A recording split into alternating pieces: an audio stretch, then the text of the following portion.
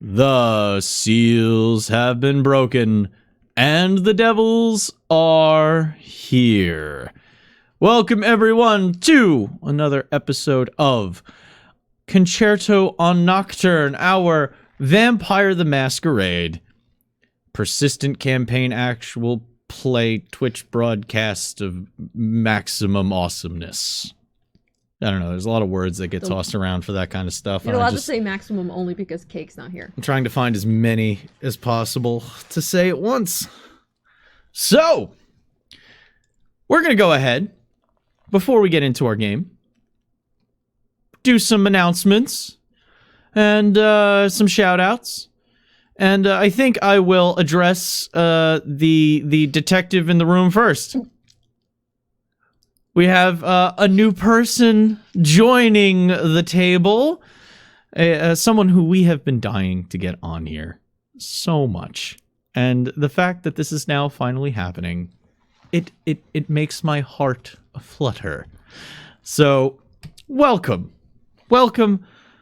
Say hi, Ramasa. What if I don't wanna?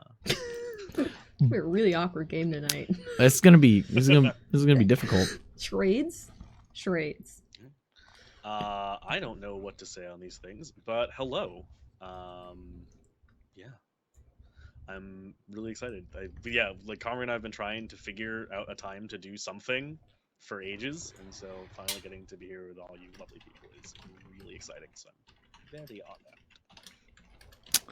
I'm super excited to have you here, and I am so glad that you get to play with this table, because this has been such a wild game lately, and I can only think that you will enjoy jumping in on all this nonsense and crazy that is going on. So welcome, and let's get to the rest of the announcements. Let's get into our game tonight. Tonight's episode of Concerto on Nocturne, episode 14. Tonight's episode entitled "Of All the Gin Joints in the World."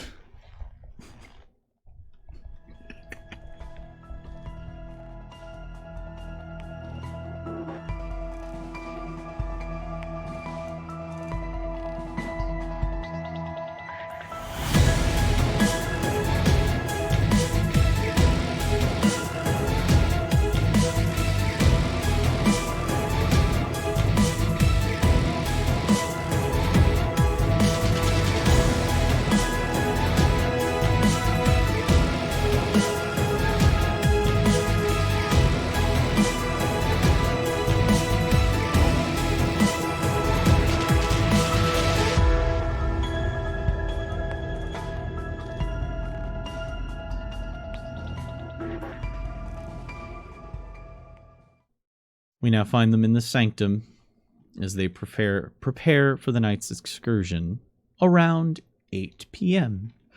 on a Friday. You now have a time, a place, and a current situation. So the floor is yours, players. Delia's currently putting away a bunch of vials into a storage facility. Her big, heavy rubber gloves all the way up to the upper arm. Charlie, did you make the phone call yet? Or I know you were gonna look into that. And yeah, I was getting ready to call. Just hold on a second, and just Charlie like takes a business card out. She's had it like in her wallet to make sure it doesn't get lost. And she like takes it out and looks and compares it to her phone and just keys it in. It's a New York area code, but it is a 555 number. Somehow somebody in the current day and age has a 555 number for their office building. So. Well, it's been a while since I've seen one of these. It's really excited. Just okay, 555, and then keeps going, and it's just waits. It doesn't ring. Immediately, you get the response of, the phone number that you are trying to reach is currently out of service.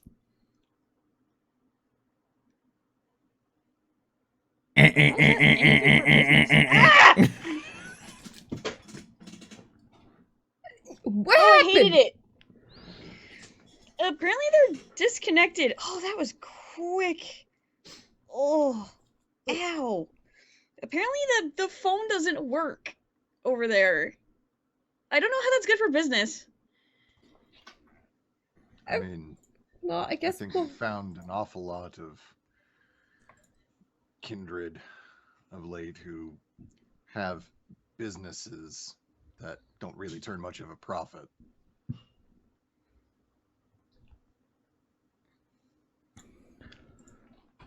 How much profit do you make?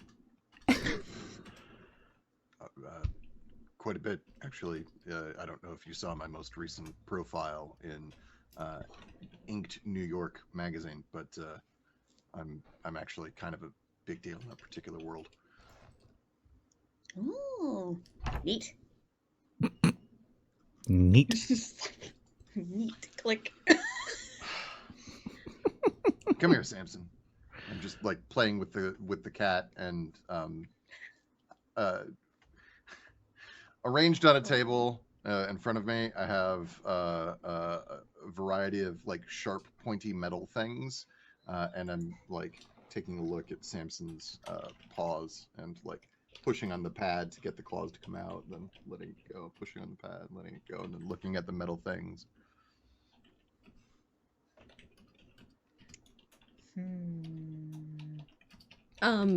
Question also, since we had some time pass, would Delia have had time to finish that thing she was working on?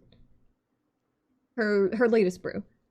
Yes, I would give the rest of the night you could have dedicated to that. So yes, Yay!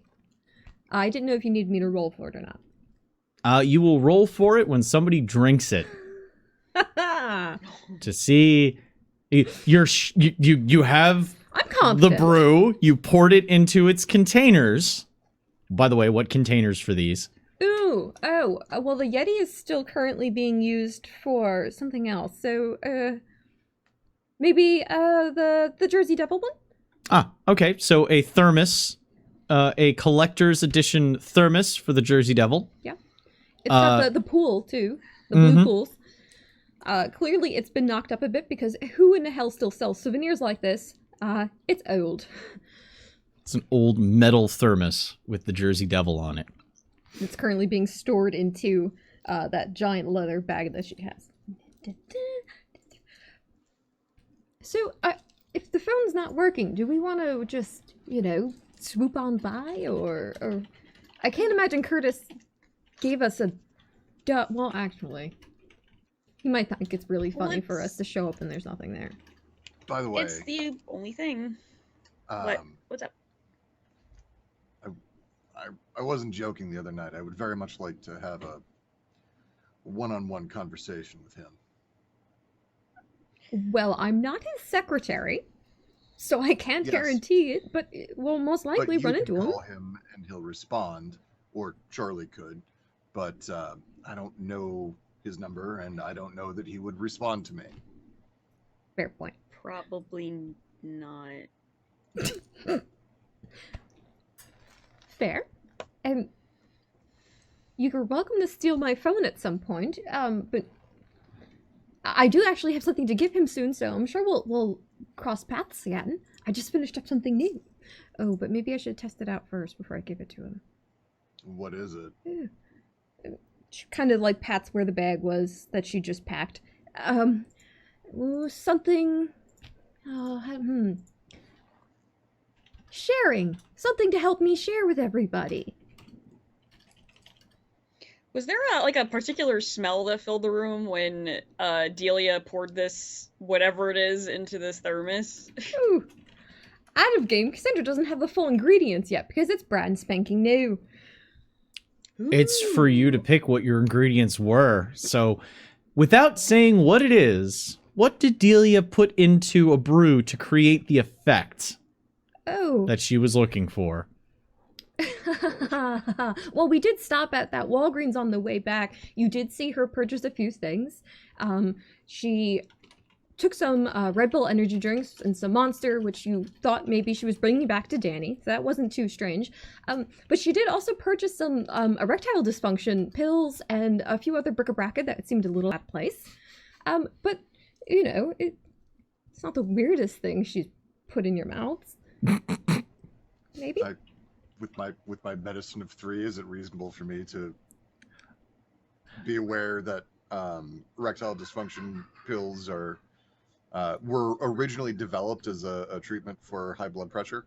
Make well, you got 3 dots of medicine? Yeah, you do know what they could be used for, what they were originally designed for.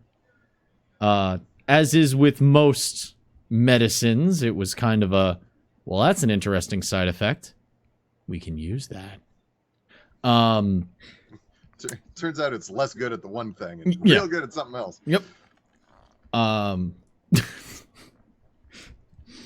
But as far as what effect that would have within any kind of brew, that's some occult Tremere bullshit that you would much rather fleshcraft and feel better about yourself than try to figure out whatever the fuck the Tremere are trying to do in a bottle. Don't question what's in Delia's purse. The last time you did, you found that weird dead bird that you've been carrying around since we passed it on the underpass. So,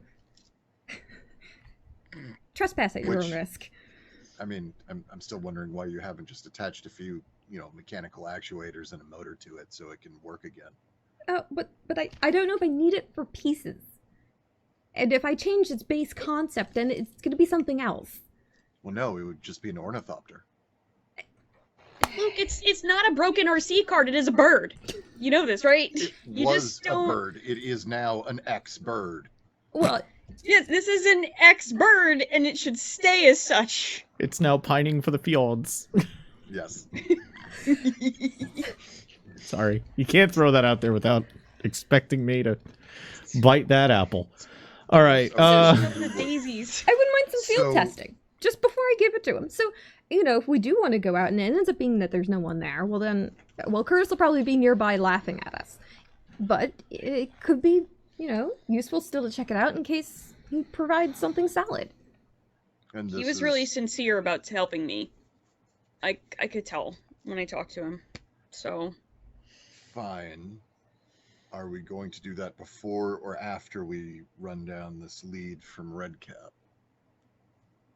Oh, well, Redcap wanted us to get some more information about Victoria, and that could take some time. It's they're a private investigator. Maybe they know stuff. Really. Oh, that's actually a very valid point. It just seems to me that we were given a directive by someone who works directly for the prince, and it might be a good idea for us to check that off the list before we then go try to have a meeting. Well, I could do a compromise and message Danny and see what Danny knows, because Danny's technically outside of Curtis, and Danny's real fine with a computer. So maybe she could find some information out for us in the meantime while we also do this thing. Which thing is this thing? I've lost track now with all the pronouns. Going to the private investigator? Yes. Okay. Yes. Because honestly, if we find out more information about what happened with your mom, that's going to give us more information about the Inquisition. And at the end, if there is any ties, it's just approaching the same problem from a different side. Hopefully that problem doesn't lead back to Victoria and she's just real weird and beautiful. But if unfortunately it does, well, it could get us there as well. Also, there is a chance that she is Sabat and also the Inquisition are terrible, and that those two things are true simultaneously. Yeah, very true. People come in a litany of terrible flavors. Okay, well, so are we agreed then we're gonna go and take a look at this address we've been handed? Yes! She just holds the giant doctor's bag purse and straps it across like a messenger. All right, field trip. Okay. I am not in charge of selecting transportation this time. Should I all ask a cab? Or 20? Well, so the issue is my Uber customer profile has been downrated. Oh, well, that was an I am a unsightly 3-star triple. passenger now. What were you before? Everyone starts at 5, and then it only goes down from there. If you maintain your 5, then you can hail anything from Uber. But the further down it goes, the more they have options to choose not to come pick you up. This is a natural consequence of a variety of things, and I don't really want to talk about it too much further, actually. Thank you. It's a little personal. Charlie's just narrow eyes just slowly as Luke continues this story. And then just goes, uh-huh. Yep. And then turns away and just shouts like, "This is why we don't do stomach surgery in a back seat!" And then just leaves. Oh, maybe we could do this night without the cops. And she just follows along behind and holds the door for Luke. I'm going to Just accept both really- of those bits of snark for now. Just know that there is a sunset date on me being willing to take shit for that. She still holds it and then waits for Luke to go through and just closes it behind him. Heading through the tunnels that connect to the sanctum beneath the Metropolitan Museum of Art, the coterie dumps out. I mean that in the most, elegant way possible. We're elegant. Onto the street that runs perpendicular to the to the main strip in front of the Met, where Charlie has arranged for an Uber to take them to an address that is rather close to Luke's tattoo parlor in the village.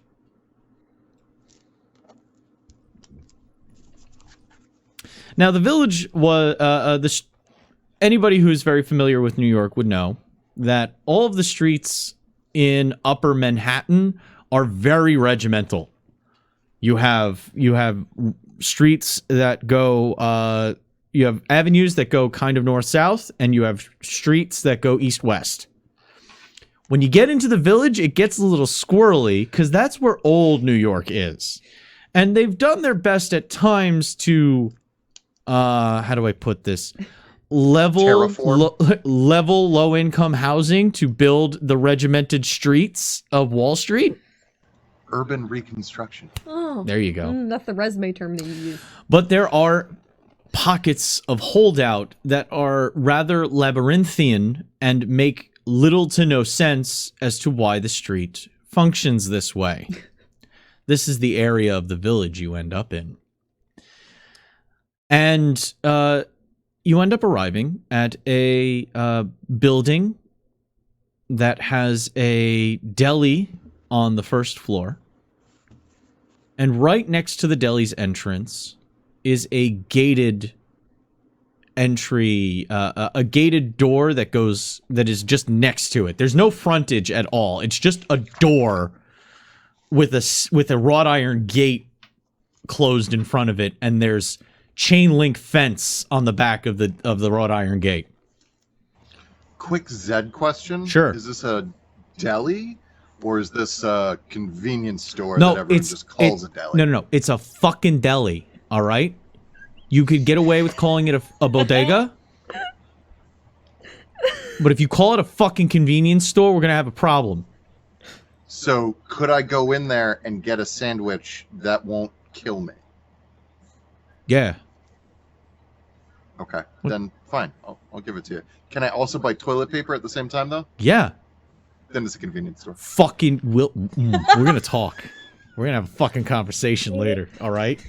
Is this proof that if we roll ones, it's back to Jersey Shore again? This is serious business here. I would like to preemptively leave. You know what? I've changed my mind. gonna hit the old dusty trail. So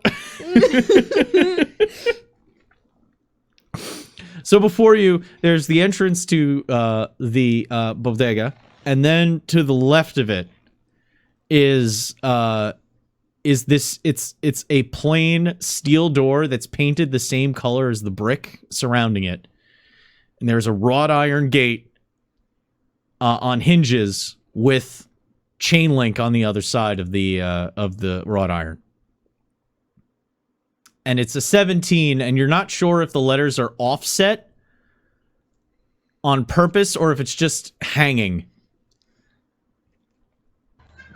Rio broke me. Yep. Wow. So this looks like an entirely welcoming business establishment. As much as any New York business does. I'm sure it's fine. I mean, look what we walked through an entire sewer system, and we're upstanding citizens, so I'm sure this is a fine place to be. Well, just gotta figure out, I guess, how do we just go in? I mean, there's a gate here. I mean, when I say me, Charlie, I mean you, should probably knock on the door. There's a panel next to the door with about 30 buttons on it. Oh, God, those. Most of them have nothing written there. It's just a number. No, I'm sorry. It's all lettered. So 17 is the door, and then all the buttons have letters, and they double up after they pass the alphabet. Okay. Charlie's gonna go up to that little thing and go, whew, okay. We have some alphabet here. I didn't expect that. And she's just gonna hit whatever buttons have JD on them. She's gonna hit the JD buttons. Literally for 17J and 17D? Yep. Seems sensible to me. She's just like, maybe it's like a password and all I know about this person is their name JD. That's all I got. I'm just gonna go. Ooh, is it like it's just like, it's like a I'm murder like in a mystery movie. night. So you can hear the doot, and there's no response. Just nothing. Is there anything on the card? Like, does the card Just- say? Or are there tiny entries next to the? He's in 17H is the address on the card. Oh, Oh, oops. okay. I guess I'm putting that in then. 17H. And you find that button, you press it. Boop. I'm gonna have the first roll from Ryamasa. Oh, what? Okay. Okay, you know what is hysterical? I knew this was going to happen because this happens every game. Hair, check. Clothing, check. Dice, where the fuck are they? I don't know. Perfection. Okay, I love it. But I All look right, we're great. I look great. We're re-rolling 2 freaking RPG dice sets. Let's go. What am I rolling for? Wits awareness. Cool. It's poetic. I love this already. 2, 3. Do 10s explode in this one? Yeah. We are going to be doing we use the Chronicle style dice system, so it's 8, 9, 10 are success with 10 exploding. Cool. 1, 2, 3, 4, 5, 6, 7, 8, 9. Can you send me dice? Because holy shit. Actually, no, just roll them for us. All right. What secrets of the universe? does Anyways, so Rhea as of- Masa now I would- know. I would I like would like you all to know that this is the first roll. It'll be the last roll I make on this channel. Because JD will roll for the next thing and die. I would like to thank everybody for coming down for Concerto on Nocturne, but somehow Ryomasa has found a way to win Vampire the Masquerade, and we're gonna call it here. Is this the new Prince of the City? Alright, This is okay. I will take a 9 to examine the fact that JD is in fact standing next to the door panel at the time. Yeah. It does beep. He heard it. I was gonna go. You know what? It'd be funny if he failed, and they just stood out there for an exorbitant amount of time. But no, you're there. You're looking at it when it happens. Yeah. With a 9, can I say that like Charlie goes to push the H and it just goes zzz. Yes. Yeah, I know. Come on up.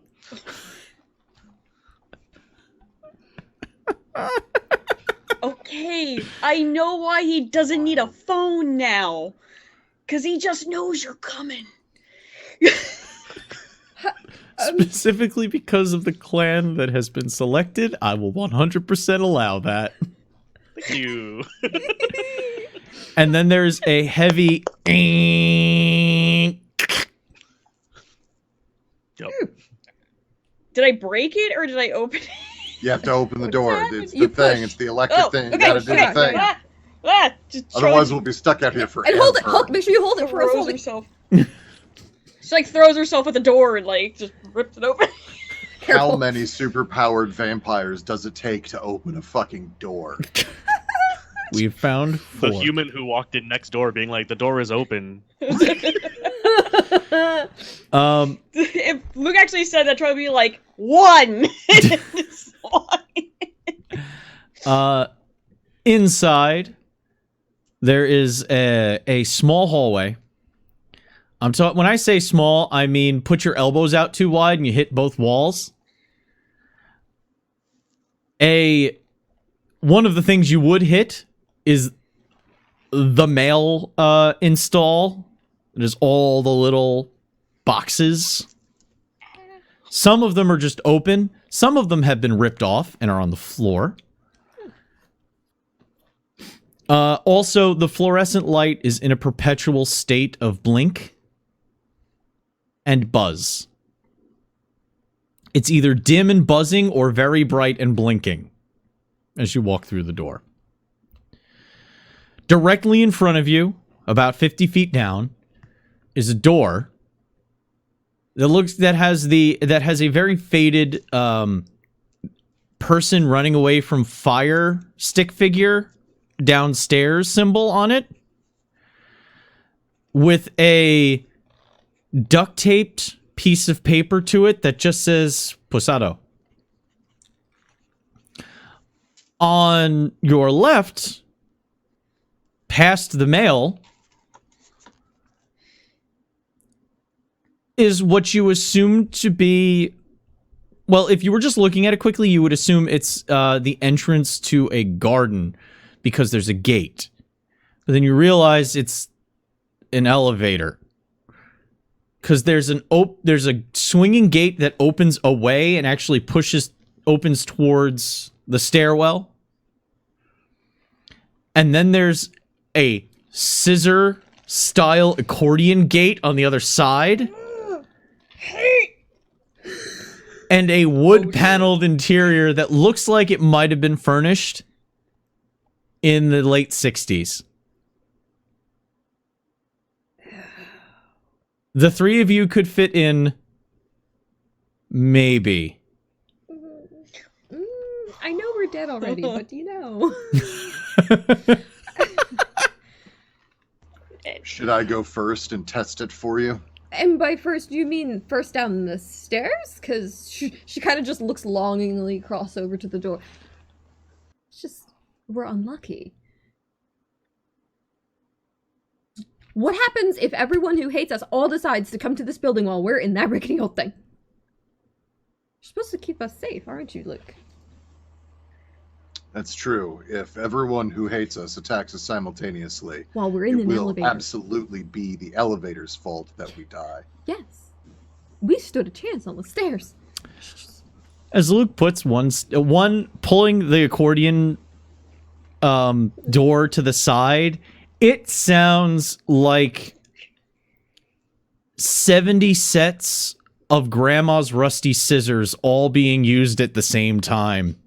No, no. Oh, I hear it. Oh, no. Yeah, thank you for that vivid mental image. Taking psychic damage. Where do I write that? I like to think I have a gift for some of these things. Do we need to? My humanity goes down. Just from that. No. And I frenzy. Do we need to use the elevator? Is that the only way to get to this person, or can we take the stairs? Oh, I hope not. They'd be in terrible danger otherwise. What happens if there's a fire? Do you just not I'm- trust elevators? It's...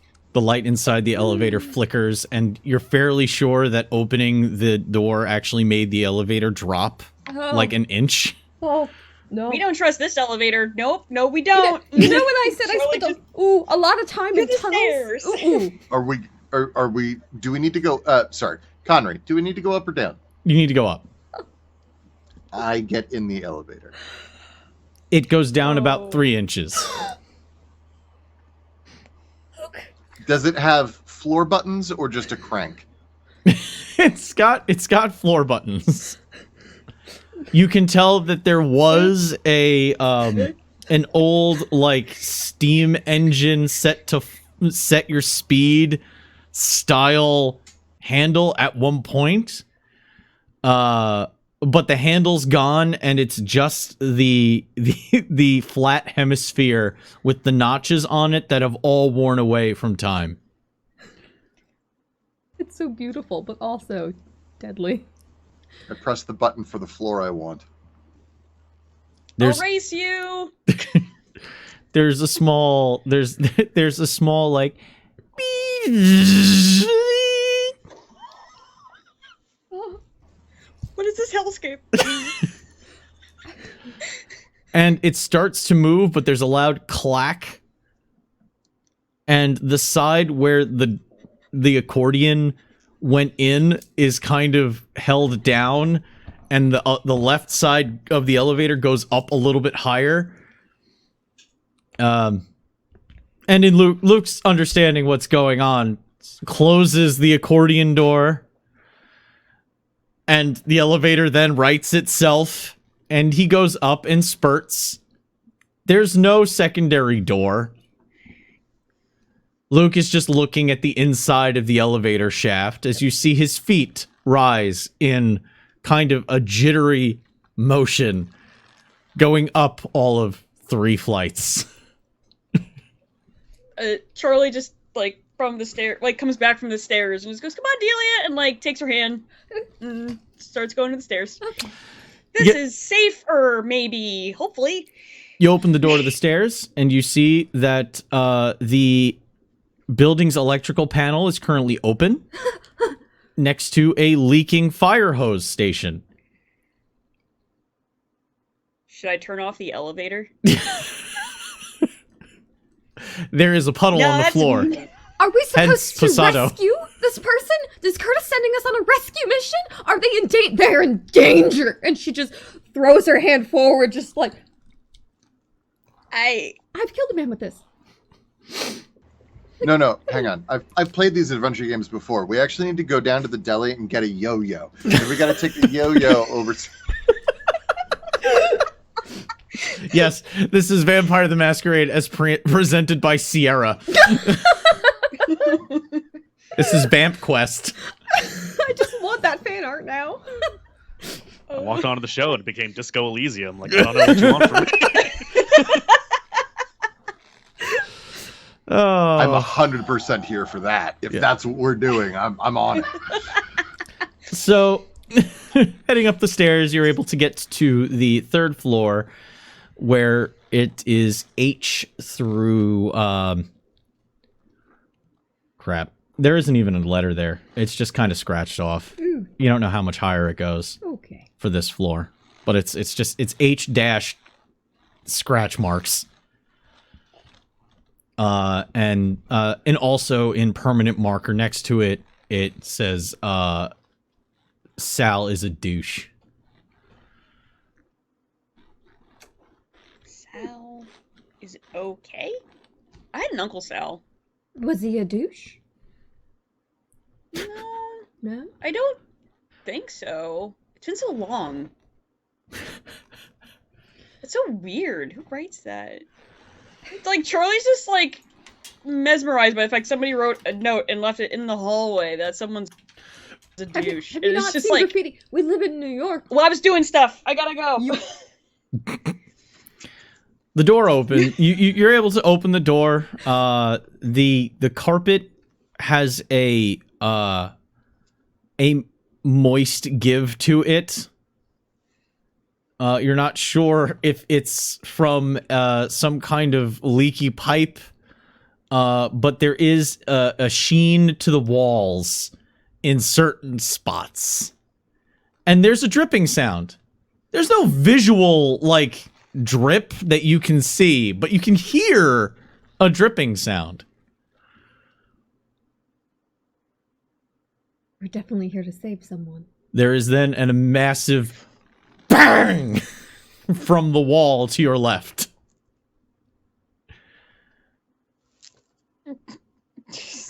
As This another instant, wrought like, iron swirl- gate swings open.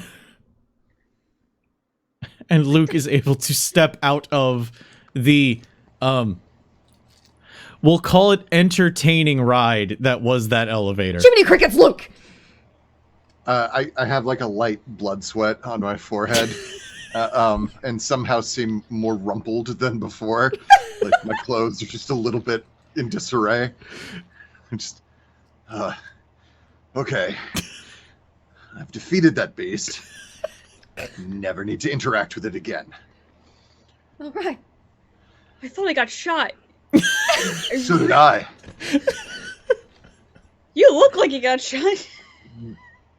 I don't know who in their right mind would live or work in this space. We're about to find out. Apparently Sal's here, he's a douche. Yeah, oh yeah. Fuck Sal. I know. Later. Oh my god. At the end of the hall, you see a door. A 2-panel door. The bottom panel, a rich mahogany. The top panel, a wavy frosted glass. Oh my god. In crisp, bold Times New Roman.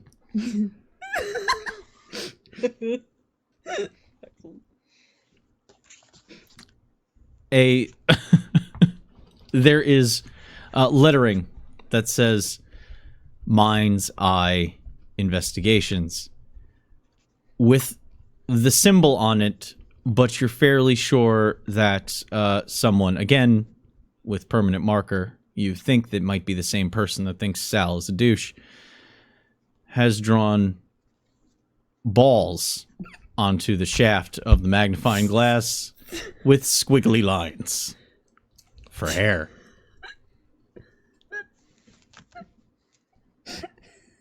Wow. That's a set of balls on this door. Cool. She just takes What did she take? balls off the door. No. It's permanent marker drawn No, onto it's the just window. Oh no! For some reason my brain was like, it's got to be a post-it, right? That has No. to be a thing. No. Stop trying to fondle the balls. Just open the door. Just Charlie sitting there like, nope, that ain't coming off. Damn. Well, gonna have to get WD-40 or something. I don't know. Paint it. It's so weird. People are mean. Anyway, knock knock. I think unlike the last time, several minutes go by. Are we at the right door? It's just punctuated every once in a while by more knocking and just like a faint blow. And from inside you get like a hello? Is this JD? Yeah. Can I come in? Can we come in? Is that okay? Curtis sent me. Door's locked. Give me a moment. Okay. And Like 7? there's like Are you thinking like 7? no, there's like 2 minutes, and then I think there's like a flurry of activity from behind. Like there's clearly a shadow moving past the door and back and forth. And then the door opens and like who's the person that they see before them? Give a quick rundown of the individual that is JD. Yeah, so JD looks like a runt, wearing clothes that are too big for him is the best way I can put it. He's clearly done that thing where he built a look from like thrift store clothes, so they just mostly barely kind of fit, but there's some little places here and there where clearly they don't. Like they're just a little too baggy in places. And he's got like the barest whisper of a facial hair. Like you like the whole like the Asian thing where you just get like the anchor on your face where it's just the mustache and the thing and this. What I used to have. And looks essentially like a tired 20 something year old college student. Hi, we were told to meet you.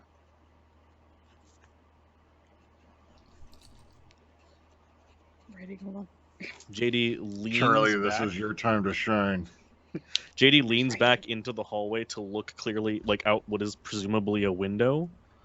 Squints at it a moment, leans forward, and then to nobody in particular says, "Well, it wasn't quite a dark night, but it was a night."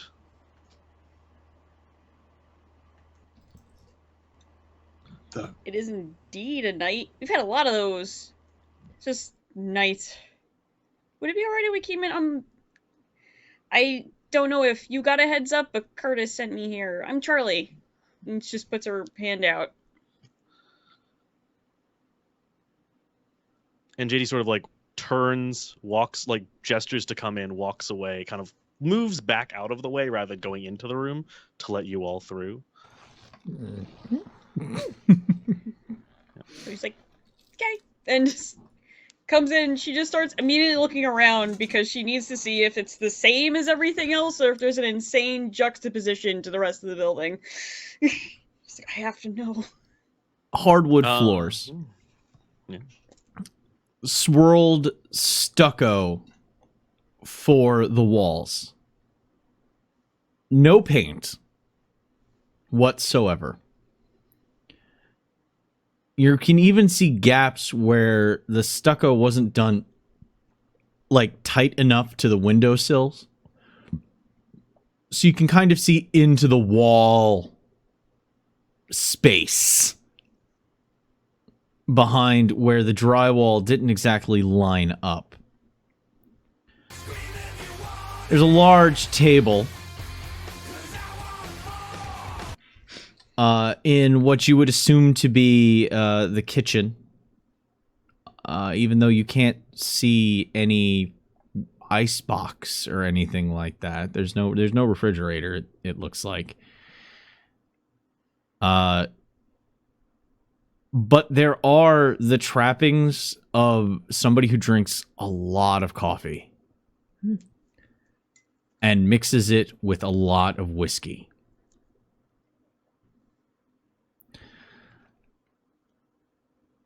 There's a strange, like, what was that? The trappings of whiskey, presumably then there are empty bottles about, or maybe non-empty bottles. Yeah. What brands? I can tell a lot from about a person depending upon whether or not, like, we're talking like some, Lagavulin 15 or Old Crow. I don't know what an expensive whiskey is, so pick one. Okay, so expensive ones. Good, that works. Yeah. Okay. Yeah. But you're fairly sure there's at least 2 bottles of wild turkey in there as well. Yeah. Like I mean, there's if a it's there's good a enough for Janis Joplin to die on, it's good enough for me.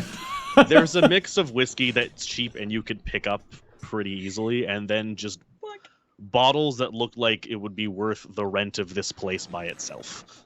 Well, the rent of this place. Is not very high. It's a low bar. It's a low bar. But it's still a bottle of alcohol. But for it's also rent. New York in the Village. So Oh yeah, true. This is actually probably 3,500, 4,500 a month. Yeah, the rats. And that's a the rats steal. are billed. Yeah. there is a non-wall, and I say it's a non-wall because it is wood up to maybe the waist, and then where you should see glass, it's just empty. Like a frame of where a frosted glass, like office separation would be. But it's just the frames of it. Like it was intended to be put here eventually to make a thing, but it just never got finished. Beyond that is probably the nicest desk you have ever fucking seen.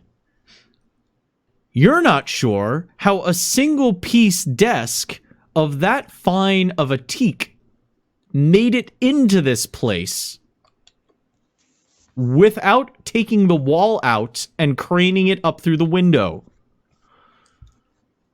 By the way, that is how really rich people get shit like that into their houses in New York. I hate. I'm filled with hate. Yep. Yep. Yep. I want this desk, so I'm like, we'll just take this window out right now. Like, The grand piano belongs on the 4th floor, and it's gonna go there. I don't care if it fits through the door. We're gonna knock the wall out, bring the piano in through the outside with a sustaining crane, damage. Put the wall back. and put the wall back. Exactly. And no one will be the wiser. you do what you gotta do. It's like a ship in a bottle. Yep. This desk, and you can't tell if it's one piece or not. But it looks like one piece. It has a beautiful green leather writing protection pad across the top with the dark leather corners. And there's piles of manila folders stuffed with paper and old brown filing cabinets that you're not sure if were dented by accident or were punched. There's just strange dents of various sizes all over these filing cabinets.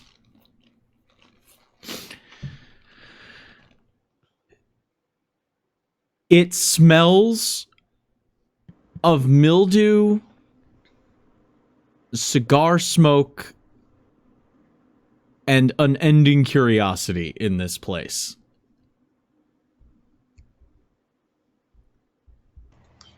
Can you describe what curiosity smells like?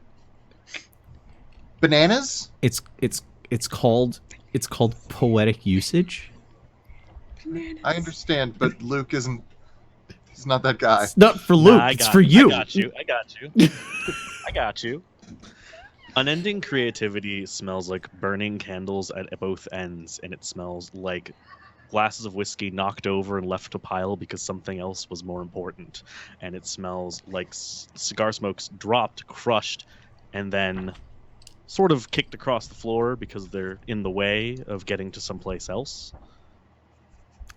That's what it smells like. That's fantastic for creativity. What does the curiosity though smell like? That's what the curiosity smelled like. That's a curiosity. Oh, I see. Okay. Because some of us apparently needed more description than that. I'm not I did. complaining. This is a win-win for everybody else. So Always. continue. You guys go. Always. Yeah, tell me about creativity too. Charlie's making a mental note to never use heightened senses in this place because she may die again. Also, I'm confident that Smell. somewhere in all of that should also be a certain amount of flop sweat. But Probably. okay. And you have, and I assume JD closes the door behind them once the three of them have entered. JD does, but first, like, kind of out of the corner, like, kind of like under their breath, you just hear, and then the three of them walked into my office. And the only thing left to be determined was what flavor of terrible they'd be. And then the door closes. You know your insides sounds are on your outside, right?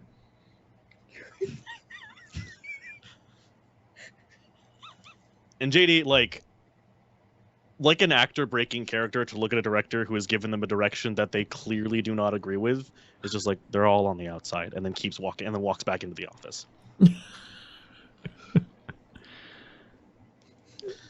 You can see that there's more apartment past...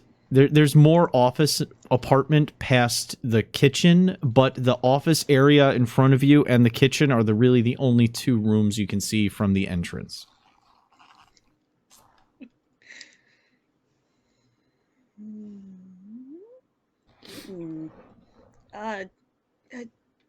JD, did Curtis tell you a lot about what's going on, or kind of just gave me your card and sent me here? Just want to make sure we're on the same page. Curtis tells me a lot of things. The question is, what does he tell you? Well, he seemed to direct us to you because you had some answers about the unfortunate happenstance of Charlie's dead dog and mother. So, okay, so all right, chat, you're gonna get the thing. Okay, so when Delia steps up to talk, like starts to talk as instead of Charlie, JD looks at Delia and says, and then Dame spoke, and then interrupting his own train of thought goes, no, Dame is not gender neutral. We do not assume. What are your pronouns? She's fine. I'm Dr. Delia Brooks, and she offers the hand as well, even though Charlie had failed. So Dame is good? It's fun. You know what? It's quite fun. Sure. Okay. She like slowly put the looks hand around back the out again. I'm room sorry. and activates Sorry, I had to clarify. Sense You the can put the hand Unseen. back out again if you'd like to pick it back up. Delia, I think you need to restart the scene. Take it from the top. Oh. Charlie just leans to Luke and goes, "It's like we're role playing." It's an Ouroboros! It's in itself! Wait! No, it's too many layers of meta! No! I'm trapped! I don't usually do this kind of thing without a safe word, but this should be fun. What? Pineapple. I love... You like Avocado. pineapples too? Delia, offer your hand again so that we can continue, Oh, please. I'm sorry, I got distracted by the pineapples. Yeah, hi, Dr. Delia Brooks. Associate of Curtis. Curtis said that maybe we could go to you and you would be able to illuminate us to what is happening possibly with our friend's departed mother. JD takes Delia's hand, kind of like lifts it up just a little bit, puts it down respectfully, and says, very simply, he told me a similar thing. Though, I suppose we should start with what you know about what happened. That would probably make it easier, so I don't have to repeat myself. Oh, okay. Charlie, do you want to, it is your mom, your dog, if you want to. Yeah, well, Charlie looks around. Is there a place to just sit that's not just at the desk? That's not moist. It's not. There's a pair of office chairs that are that awkwardly, like, obviously it's meant for two people to sit at, but they're not close enough so that the two people can feel any form of support from each other while also looking at the desk. Okay. Charlie starts talking, but starts walking over to the chairs to, like, sit down. And because she's very much feeling like in the moment of, like, one of the old, like, detective movies that she used to watch. She was like a kid. Yeah, like when you do that, JD mirrors you walking, but moves to lean up against the table to kind of keep you in his sight while, like, hands in the pockets of the trench coat that he's wearing, and just kind of keeps like tracks you as you walk down, but is keeping an eye on all three, and then several other things. I remember seeing these in the theater. They used to give you dishes and glassware for showing up. Holy shit. By the way, Glasses are on the counter over there. Thanks. I'll actually take them. the light of the street is filtered through varied sets of broken horizontal blinds that are at different levels at each window, and there are there are double digits worth of broken or missing slats to all of these.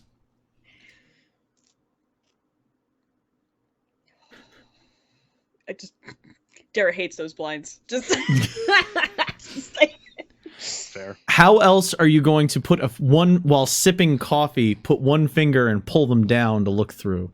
I just thought that JD had a lot of cats that get stuck. It's back at the Haven. It's a bit of a problem now. Danny's very upset about it. as Charlie sits down, she just starts explaining about her mom. Well,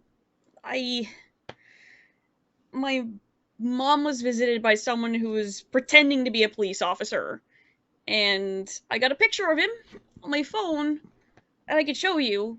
But he had a symbol of the Second Inquisition on his gun that he had. And then a little while later, I got a call from the actual local police telling me that there was an accident and there was a hit and run in a very quiet Pennsylvania road where my mom was holding our dog, and they were both dead.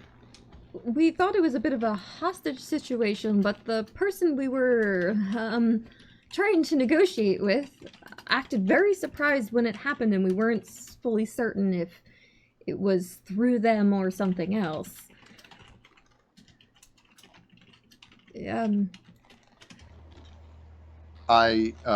Luke is standing behind the two chairs, just like with my arms like down at my waist, just like staring across.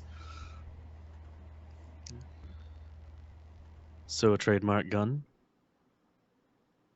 Oh, yeah, here, hold on. And Charlie pulls out her phone and she goes to find the picture that she took, or that she got from her mom, of the officer, and just shows it. The image is of somebody who's on a cell phone of their own. A Pennsylvania state trooper individual with a severely not regulation or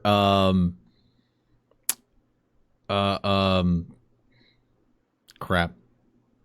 Standard issue, kind of. Standard issue. Yeah, I was thinking, what if the military called distribution?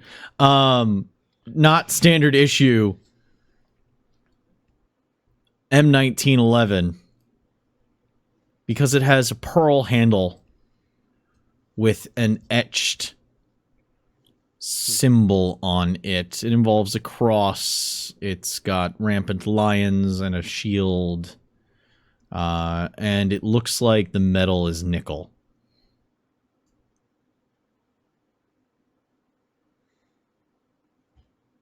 Ooh. See, I knew about the gun, but I didn't know what it looked like. Oh, this changes so many things. Does it?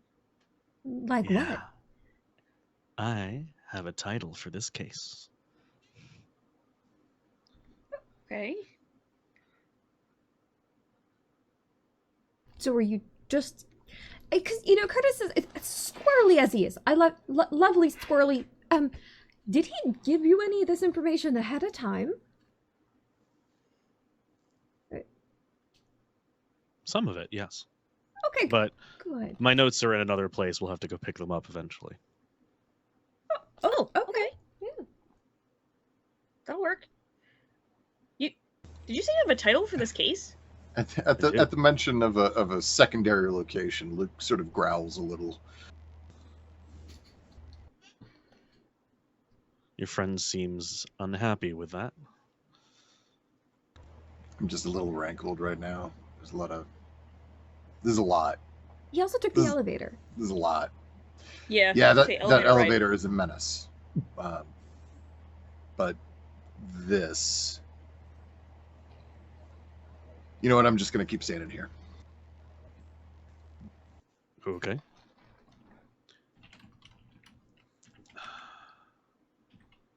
So, at what point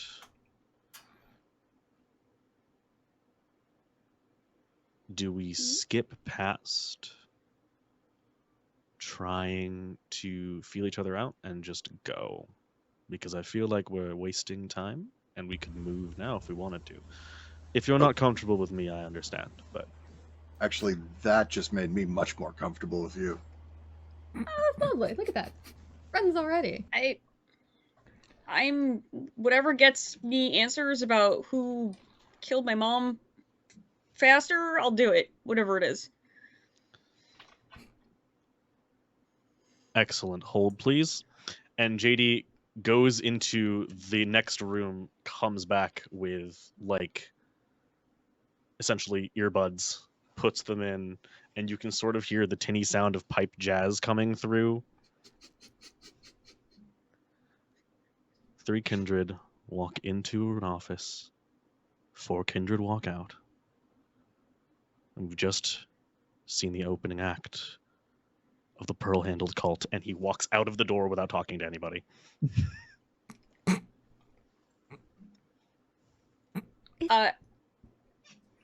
he an author? Is he? Delia like leers over some of like the paperwork and the files, the manila envelopes that are over there, and just kind of. It has to be like a narration exercise, I guess, for writing. I don't know, but it's kind of neat. Yeah, maybe I'll take it. Whatever. Yeah. Are you recording this? Are you recording? Why would I be recording? And are y'all coming? Oh, Yes. Yeah, certainly. Oh, Delia starts Absolutely. Yep. And JD kind of walks up to the elevator and just pulls the accordion gate aside and steps in, turns around. Oh no. Yeah. She like Delia flicks her eyes back to Charlie and Luke. Elevator, right? Okay. I want to. Luke, how bad was it? I mean, I'm still here. Look, we could probably survive a fall if this thing goes. I'm fine with it. Yeah. And I'll walk into the elevator. Everyone immediately starts having to do the sidle and shuffle. I could lift this elevator on my own. I could lift this elevator on my own. I could levitate if it falls. It's fine. Oh. Does Delia step in? Yeah. Your shins like, are currently even to the point where if Charlie gets in as the last person, she actually has to step down noticeably to get into the elevator. Good. Charlie's just like, if I could survive 4 assassins on the roof of a monastery, I can survive an elevator. It's fine. I will shuffle myself around so that I'm able to assist Delia in entering the elevator. Are we all just this awkward Gentlemen. like the convention Yeah, elevator? I like shimmy around the side so I can put my arms out to give you something to lean on. The 4 of you are Convention elevator. worse. Oh no! But we don't have body sweat. We're dead. That's true. Last day of MagFest elevator. No. Oh, Christ. The 4 of you are packed in here like the 4 cans on the end of a 6-pack. That's how tightly you're packed. In a box. Unhelpfully from the back, the elevator creaked like the rusty piece of junk it was.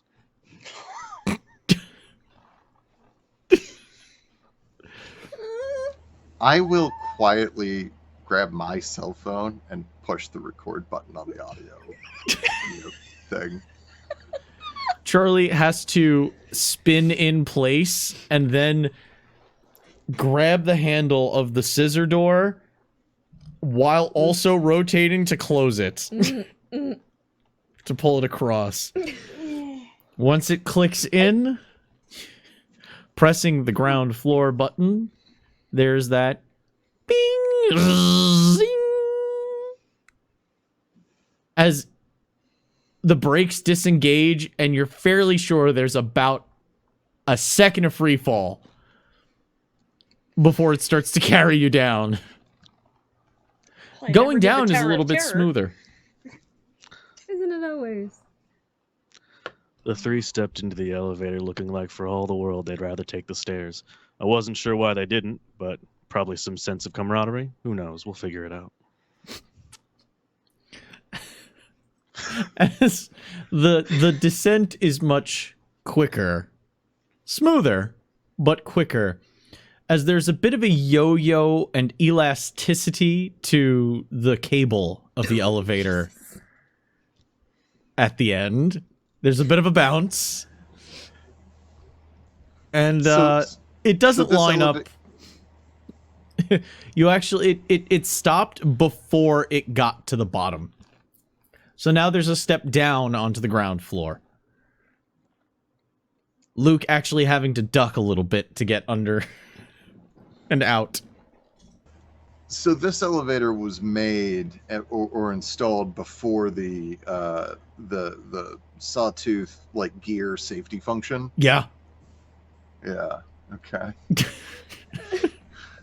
Okay. I will get out halfway, putting my arms against the ceiling and holding one leg into the elevator so as to attempt to stabilize it for others to get off. As you do that, it's still descending. As almost like a hydraulic letting out the last of its pressure. It still hasn't rung that it has reached the bottom floor, but you know that there was an abrupt... It came to a stop and a bounce at that weird spot, and it's just been settling down. And finally, once the four of you have stepped out, it bings, bing, that it has arrived at the ground floor.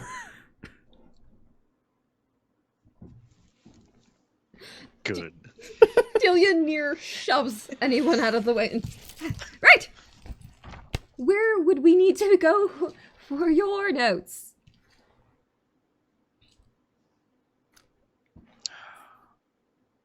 Conrad, I've forgotten the address. Let me look at Google. Hold on.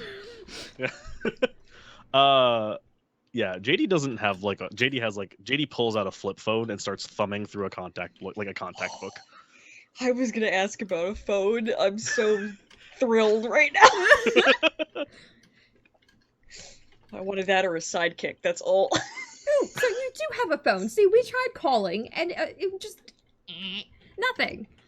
It was like a 555 number? Is that your cell phone, or is that like a phone? Did I see a phone in that building? There's an old rotary phone in the corner, and Delightful. when you mentioned that, JD goes, "Huh, I thought I paid the phone bill, or was that next week?" Is this one of those old phones that actually had to be installed because it's before the invention of like the clippy cable? Nah, it worked. It worked as of like last week. Okay. And then JD forgot to pay the bill because he fast forwarded to a time where he thought he had already paid it. Sorry, no, yep. Okay. 12th East 69th is where we need to go. She like pulls her phone out. Ooh, well, you have a working phone there. Should we, in case we get separated or exchange numbers, contacts? Sure. You know, I get... You can at least give it to Charlie. I don't mind either way. It's fine. I just don't use it very often. She kind of That's fine. like happily lights up a little bit as she grabs her phone out and starts. Okay, and trades numbers. Obviously not boop because, well, that's unproductive with your little Nokia. But Nope. You can bludgeon a person to death with it, but you cannot boop it. the boop of death, if so. I mean, I just want to point out, Kara, thank you so much. It's a 200 donation. That is greatly appreciated. Thank you so much. Normally we try to focus on the game, but that's some big generosity. Thank you. So how are you getting to the next location? Because JD would have to tell them the address if they were going to do an Uber, or JD is going to have to call a car service, or you walk, or the subway. There's a whole bunch of ways to get around New York. Oh, JD was going to take the subway if no one had any particularly other. I'm not averse to it. I fucking love it. Rent bicycles. Let's go. Oh my god, the city bikes. Oh lordy. Dilly would make you wear a helmet. Three vampires, and an anachronism roll up on bright lime green bikes. I was gonna say, do y'all have the lime scooters? No, they're called city bikes. They're literally sponsored by Citibank. They are blue as fuck. Yep. We've got these scooter services all over the place. Oh no. They're little moto scooters, and you use a phone app to unlock the thing, and then you fucking putter around. It's like a bike. No, it's a bike. You put in your coins in the bike thing, and then you lock it back in at the end wherever you end up. Yep.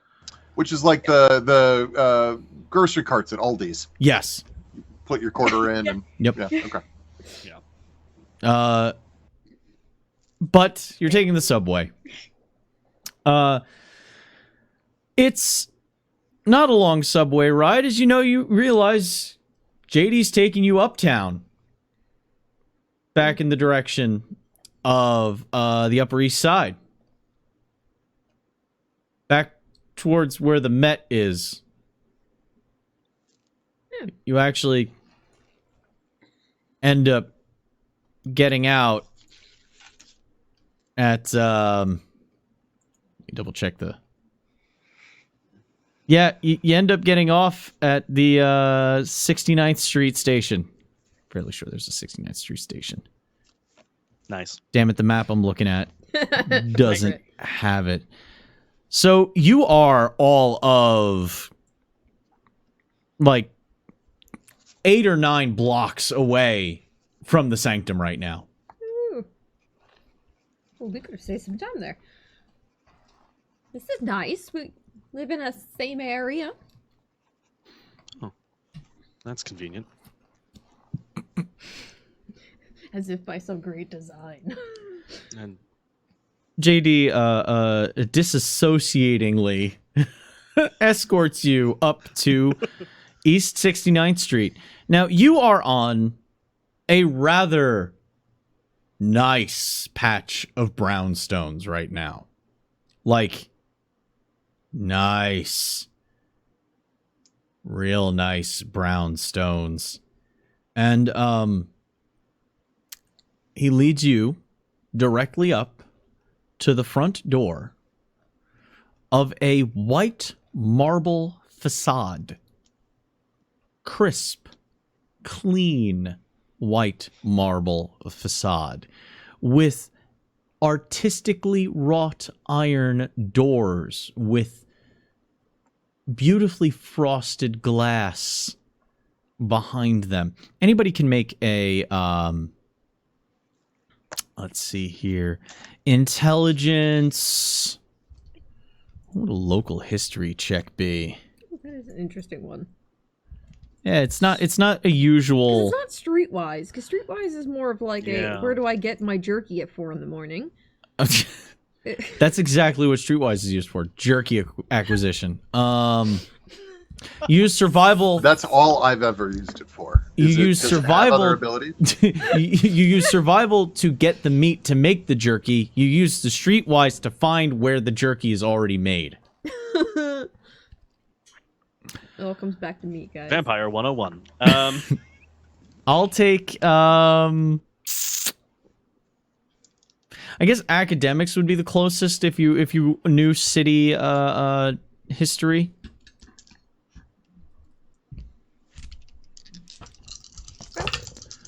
That's not the worst ever. Nope. Too much time on the ground. Mole woman. Don't know it all. Never seen a city before. One? I got one. Oh, Charlie's read about this place. Oh, this is 12 East 69th Street. There was an article in the Times about it getting sold recently for $73 million.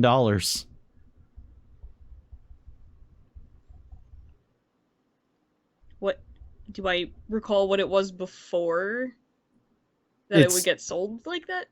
It's always been a residence.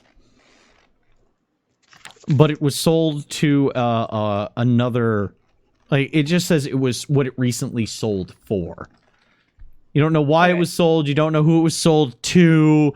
You just know it was sold for $73 million. Are your notes in here? Not directly behind the door, but yes, in the building. But did you just buy this building then? Charlie's eyes are huge. She's like, what? No. Charlie, Not dude. technically. And JD, like, bings the door. A wrinkled, elderly gentleman in a tuxedo opens the door. Ah. Good to see you, Master Jeremiah. Please. Guests of yours? Yes, I don't know how long we're going to be staying. Depends on if C's already here.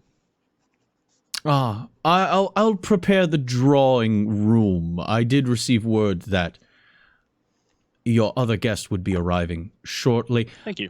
The master is currently reposed in the library. Lucid? As best as could be expected for today. Fair enough. Shall we? And JD like walks in the door. The man steps back, holds the door in a very... For somebody that looks like they should be in the shape of a shrimp, he stands very proud and very strong in his position. Luke, this is the classiest secondary location I've ever been to. If we die here, we're gonna make an awful mess. Just kind of like leans it. Oh my god, you are... Look at my butthole, father! Father, look at it! It is so clean! Be proud of me, father! I was trying to tell you that I could not get to my mute button.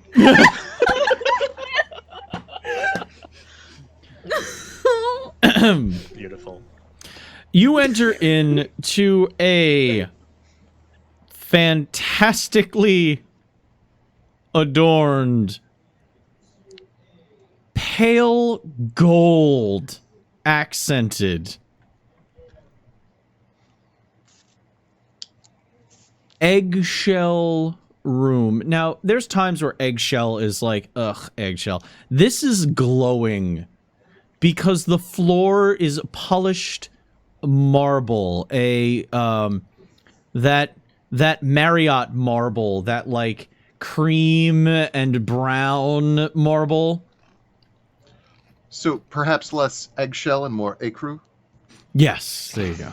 What you're telling me is that we should have wiped our feet before coming in a few more times. There's a small stairway that you have to walk up before you get to the gates that open to the foyer.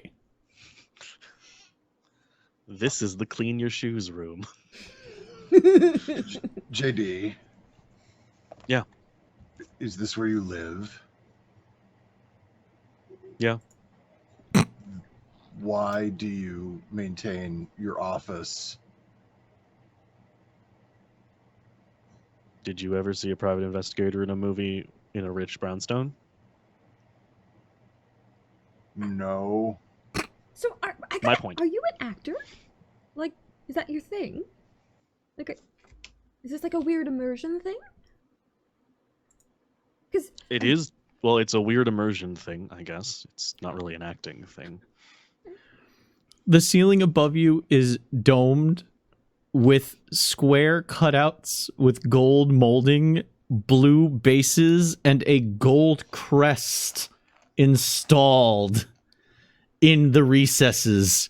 There are 7 of them that go from one side of the room to the other, and there's about 8 of them overhead. A chandelier hanging down in the center for this small room with chairs that you're fairly sure have not been sat in a very long time, yet are immaculately cleaned.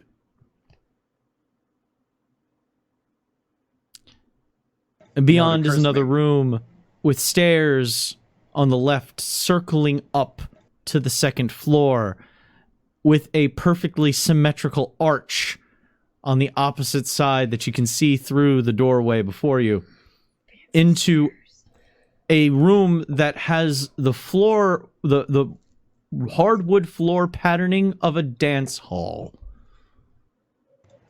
Parquet? No, like what the fuck is that stuff called? What, linoleum? No, not linoleum. There's a specific kind of wood and pattern. I thought it was parquet. Parquet floors is a thing, yes. It's oft imitated. This is actual dance floor. Like, and a seamless transition, by the way, from marble to dance floor. The Green Hornet was wealthy.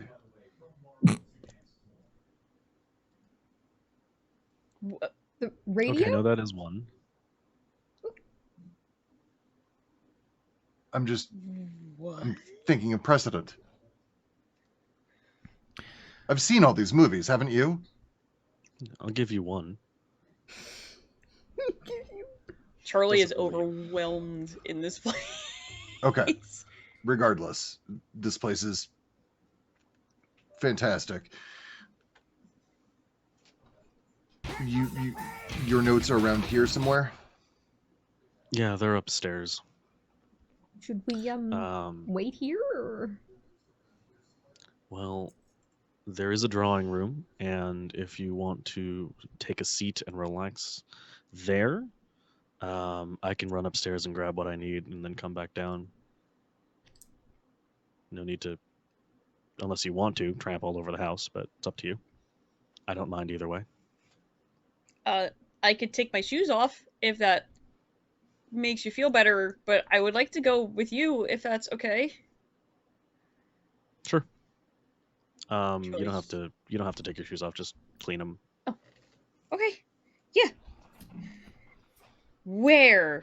Everything's so clean. There are in the entryway there was iron spiked boot cleaners and a what are those bristle things? Yep. And a U-shaped bristle brush on a stand that is held by a questionable statue of a servant. Old money looks really fucking problematic. And this is one of those examples. Is it particularly warm on this night, by any chance? Well, you're getting towards the fall, so it's starting to ease up on the intense heat of summer. Okay, because Charlie's probably wearing like flat sandals. So she's looking at all the bristles, going, "Oh." There's also a freestanding brush that you could use. Yeah, Yeah, she's just gonna take the brush and real quick. Just It echoes Clean off bomb of yourself. every surface. It sounds like you're Brillo padding a stone edifice in everyone's ears. she's just while she's doing it, just I'm sorry. Just, Yeah. feel like it's church. So JD is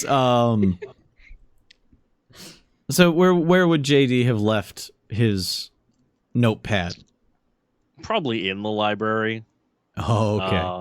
I think because like that, by virtue of a certain person spending a lot of time in there, JD also spends a lot of time in there.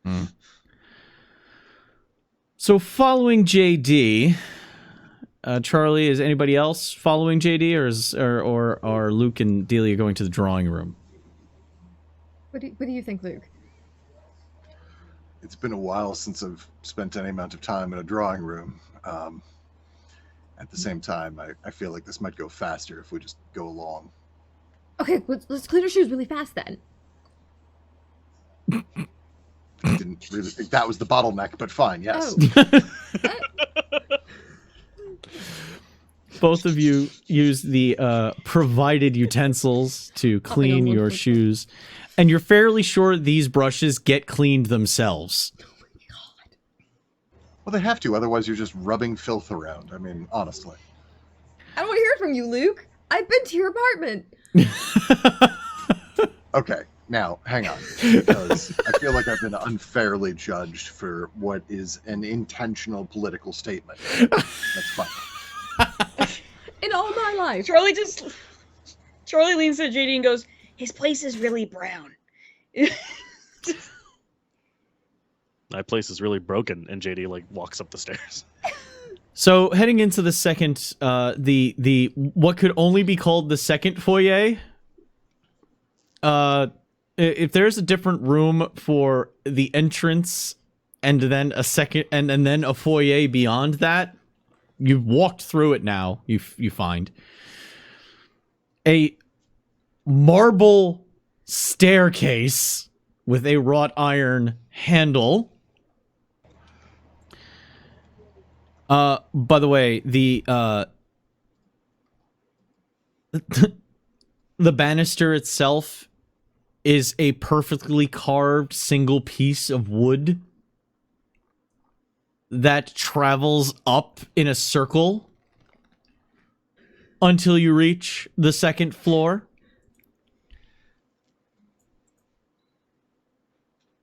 You smell chlorine.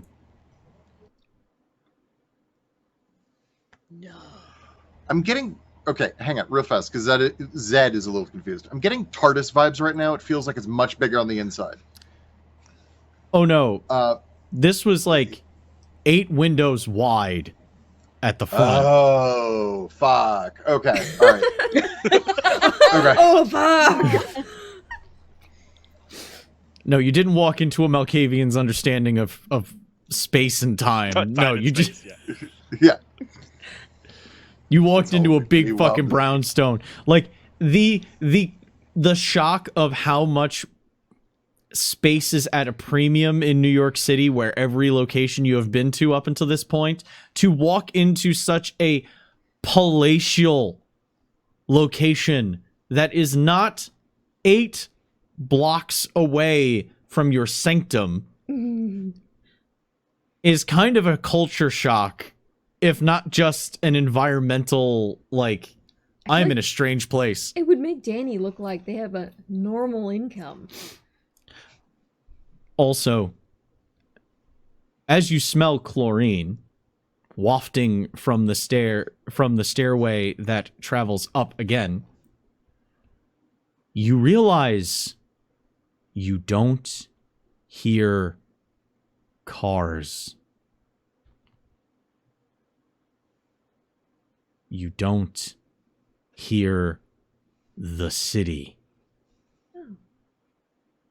There's no distant honking.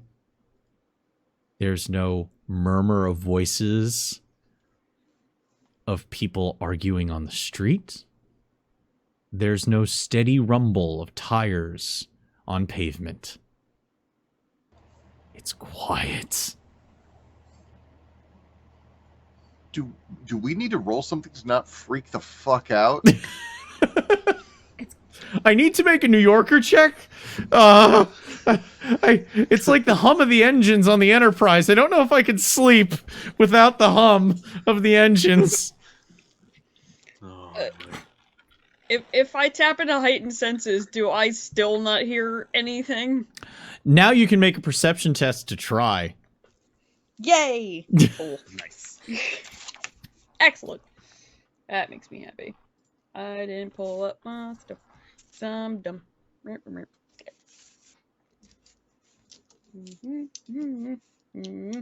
I forget what heightened senses give me, and of course I don't have it up at the moment. That's Auspex, right? Yes. Then you add your Auspex rating in dice Okay. to your That's what I to thought, that wits wasn't- plus awareness. Okay. See, I've been in brownstones, but they were like, I don't know, like a lane or two at a bowling alley wide, but then very, very deep.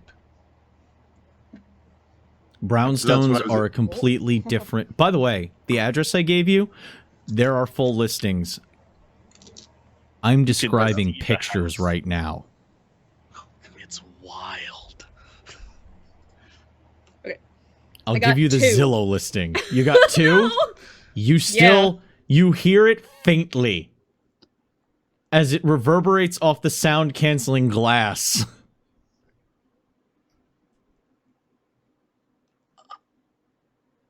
I don't ever want to make another sound. This is really unnerving. No, I think it's Shirley just feels like if she had a heartbeat going, you'd be able to hear it very loudly. It's like that room, that perfectly padded room, it's supposed to be the most silent room on the planet, and you go, like, insane if you're in there for, like, 15 minutes. It's Yeah, what... that's what I was asking. That's the feeling.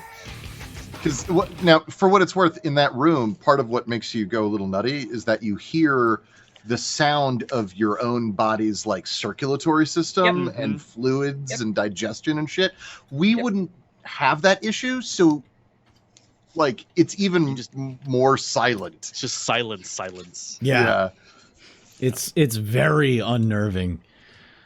And JD, like, who hasn't done a single lick of narration since walking into this house, has been like, I find it kind of nice when it's quiet like this, and then keeps going. When you get to the second floor, JD takes you past a mural wall that has a doorway on either side, and you enter into a space that is at least 4 times as large as what JD's office was on the horizontal plane. I say that because there is a horseshoe of floor where you are currently standing, as there's a balcony in this library.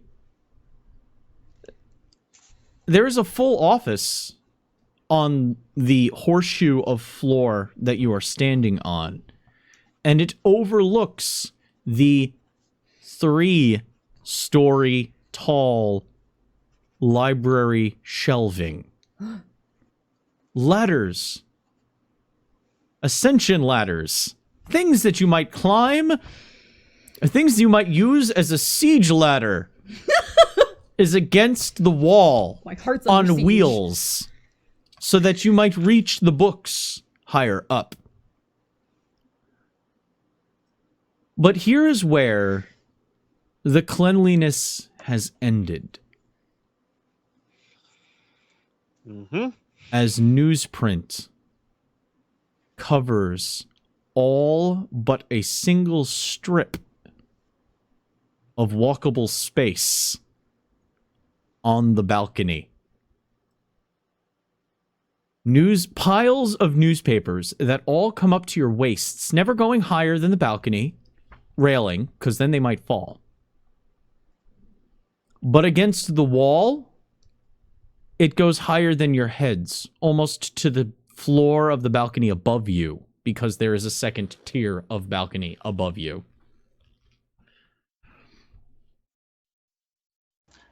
Which newspapers can we tell? How many languages can you speak? Just a few. Make a politics test or an academics test. Intelligence.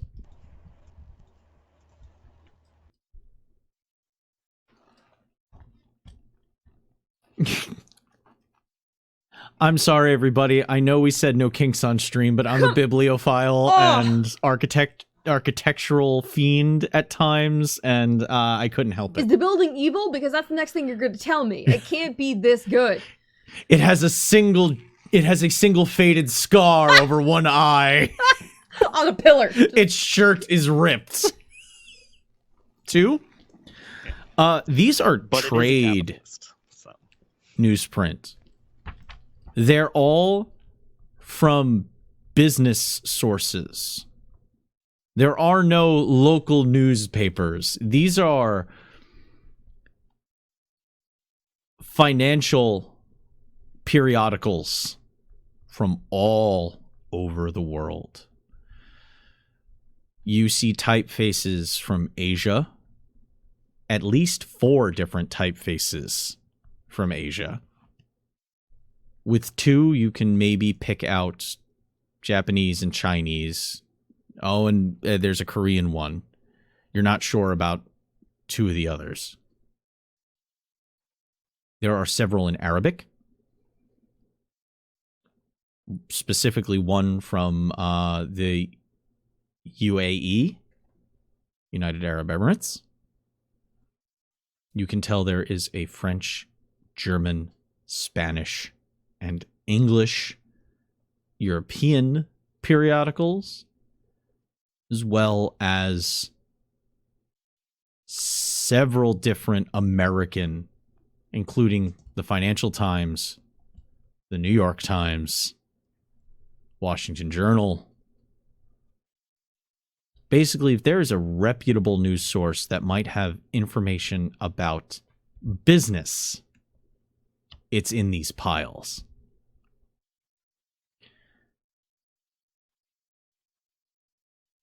Moving amongst them, you hear shuffling.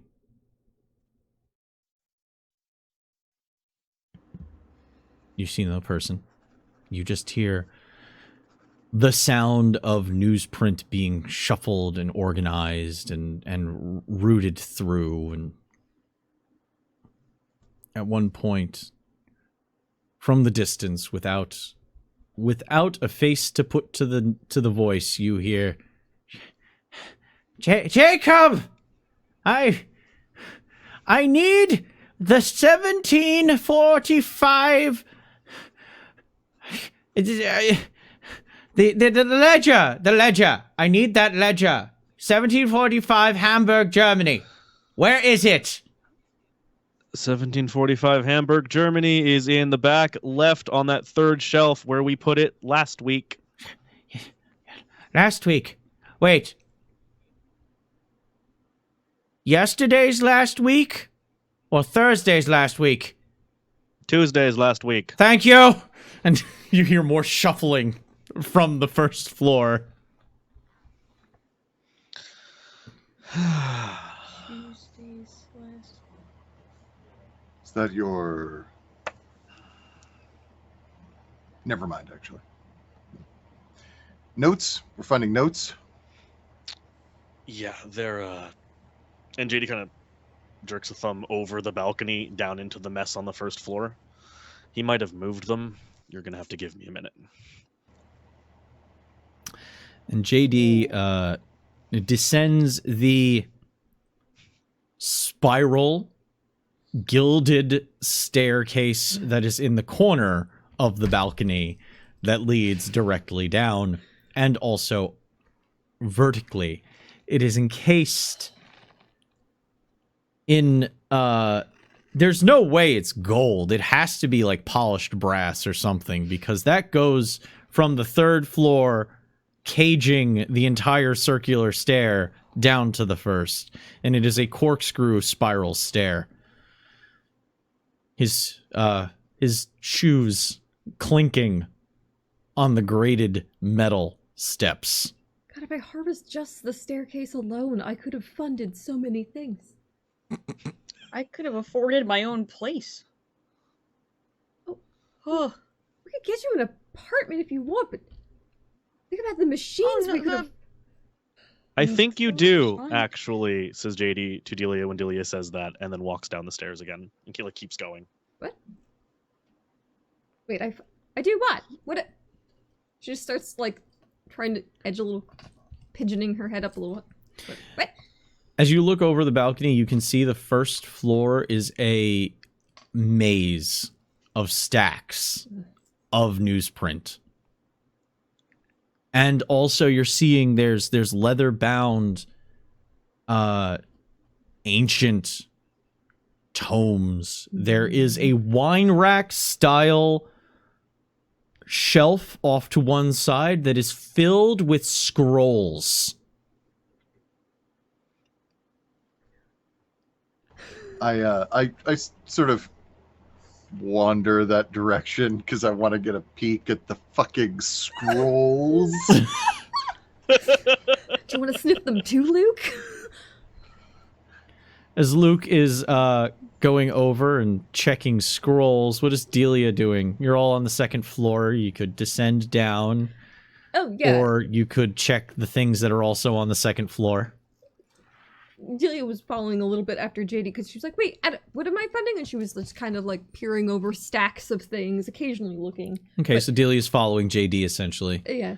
JD's desk is amongst She's like the piles. smoothing the leather of her hands down her skirt to pull it in a little tighter because it is an A line down to her calves, and she's like, I don't want to knock anything over. Oh, Jesus. What about Charlie? Charlie is just thinking about how she grew up, like, in a house that's just, like, in the middle of fuck all nowhere in Pennsylvania, and, like, just lots of yard, but not a ton of house, and then it's just, like, my old house and my backyard could have fit in here. Oh, fuck. Every place I've ever lived could fit in here, and there would be a lot of room left over. Would Charlie would think about that statement for a second and go, I think the motels I've lived in could probably fit in here. That sounds about right. And she just follows everybody else, like, down. JD to Charlie says, if it helps, I didn't. This is a new development on my end. Congratulations, I guess. Thank you, I think. You're welcome. And to Luke goes, well, it definitely would be a lot roomier with all the kids. And then keeps going.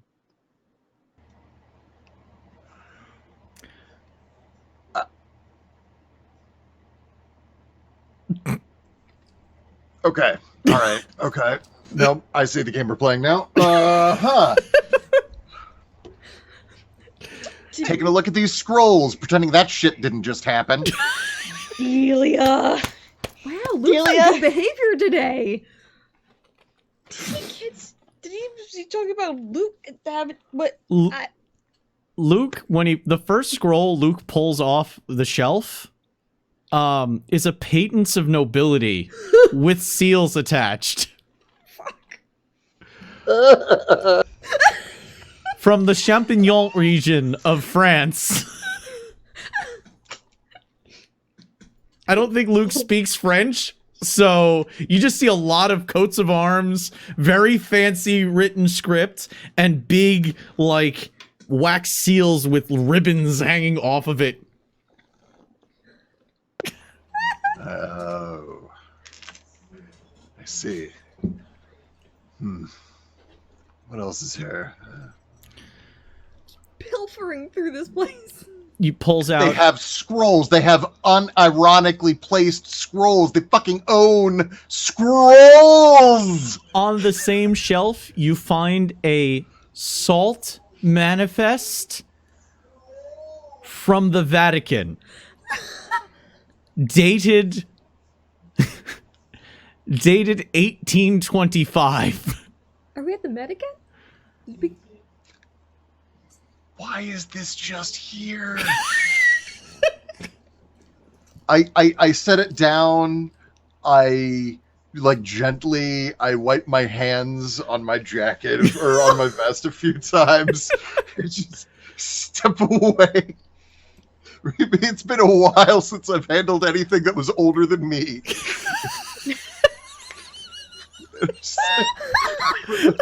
Fuck every bit of that. I want no part of it. Just catch up with the group. Good. As Delia walks past one of the stacks, there's a gap in the stacks. A very old hand with the strength, the visible strength of paper mache, but a grip of iron, grabs her shoulder. Excuse me! Lysander, we talked about personal space. You brought Jessica, though. Jacob, you brought Jessica. No, I did not.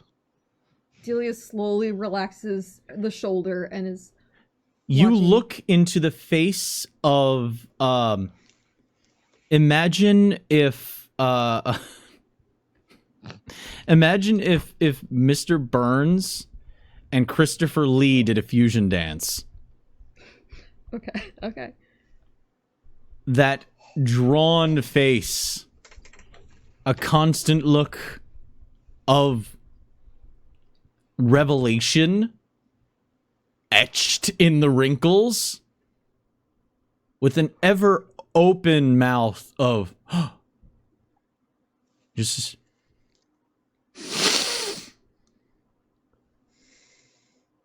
no, you're not Jessica. No, my name Nope. is Delia.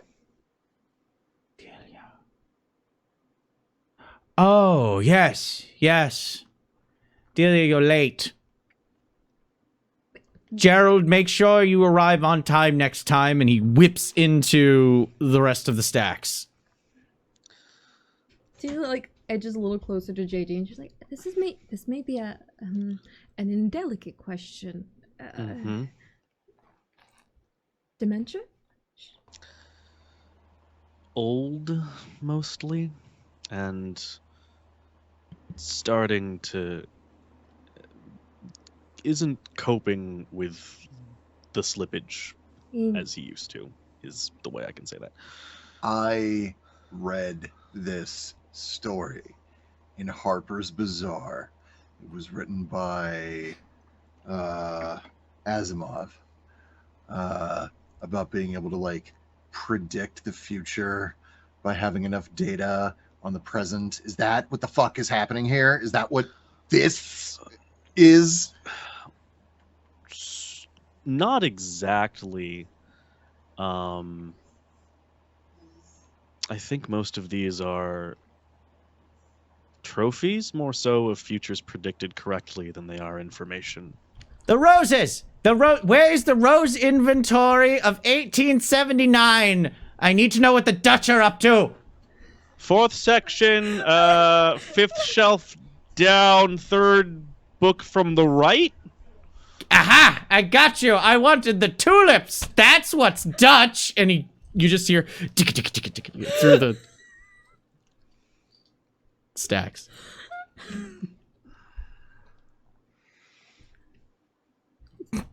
You were saying? No, I don't believe I was. Let's just keep going.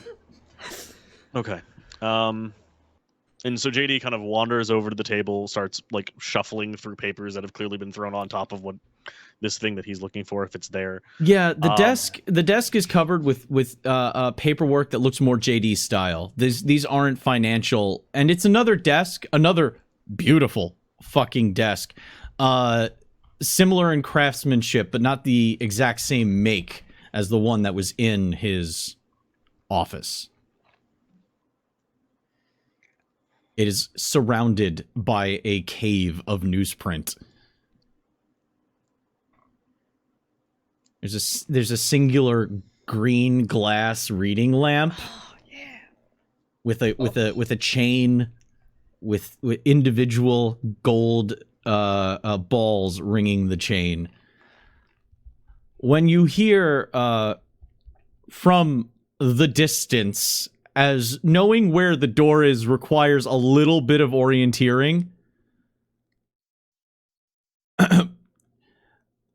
Master, announcing... I'm not saying all of that. Prince Curtis! Hey!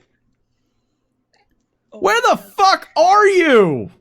Hello! Mahogany Curtis? desk in the back, Curtis.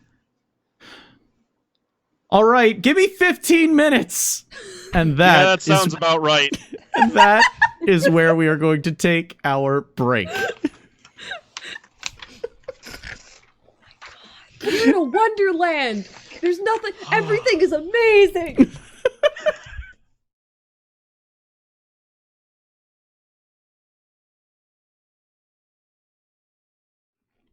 We return to the 3-story library within 12 East 69th Street, where turns out JD's guest has just arrived. A certain individual named Curtis, who's now making his way through the stacks of newsprint in the direction of the desk. The area of that you are in, it almost feels like a very large cubicle. If the walls, instead of being made out of that flimsy particle material that almost every cubicle is made out of, it were made out of stacks of newspaper, because the stacks do go high enough that if you stand up, you have to get on your tippy toes for the tallest people to be able to see over the stacks.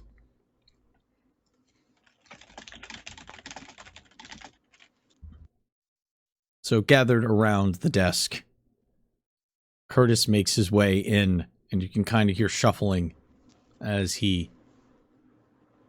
Just, wait. Hey, was it 2 lefts and a right? One left, one right, 2 lefts, 1 right. Oh my god, it's the windfish. And then he starts walking through.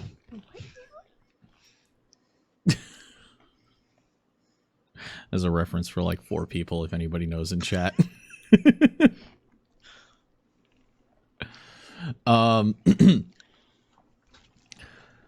So, you said you wanted me to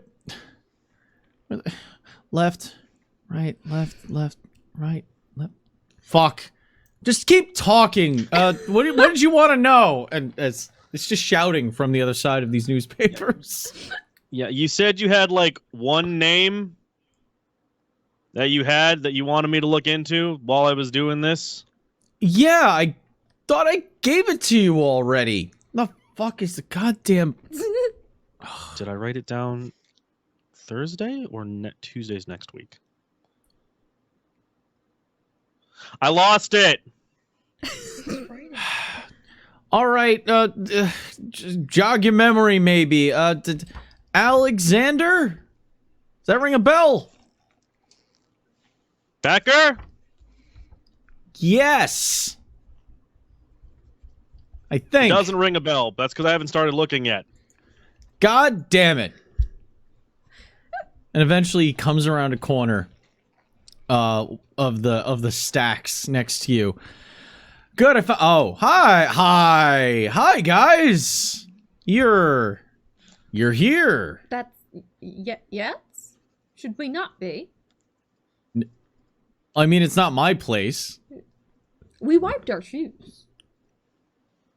Oh, good. Barry's job is easier. Bartholomew, sir. Oh my god. You know what I mean. Barry. Yeah, he doesn't like it when you shorten his name. Yeah, I see you guys are you got the message and everything, and you've got started already. Wow, this is it's more efficient than I'm used to you three being. Good. So how's shaking? Eh. Oh, we're looking for JD's notes. Yeah, the party hasn't necessarily started yet. And Right. That's yeah, JD, you wrote it down in one of those little flip books you have. Yeah, I know. I'm trying to figure out which one. It had I think it was one of the calfskin ones. It had the vertical flippy. There's 3 of those.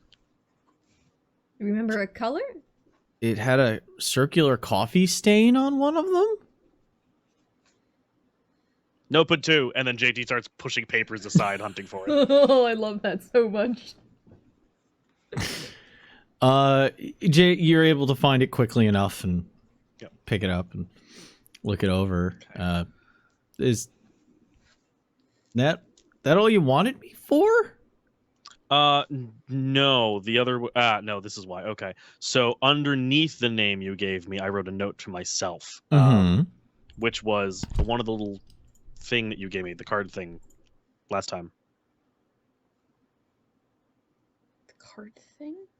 Oh, yeah. Yeah, we're still good on that. I mean, seems reasonable since you sent me on this and you're paying. So Yeah. It's just, that's a between us thing.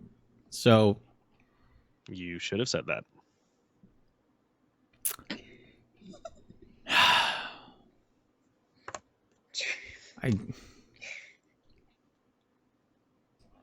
if I didn't owe anyway. Okay. You're good. So it's the card thing.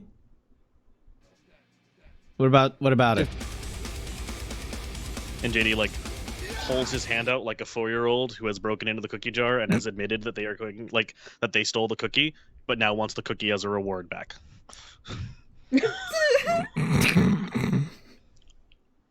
Classic. I love it.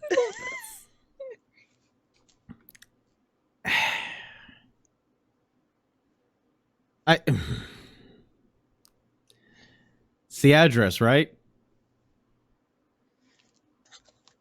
No. You gave me a little card last time I asked for the thing.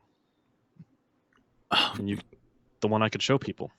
Oh, right, that. Yeah, hold on. He goes into his he's wearing like a shabby jean jacket.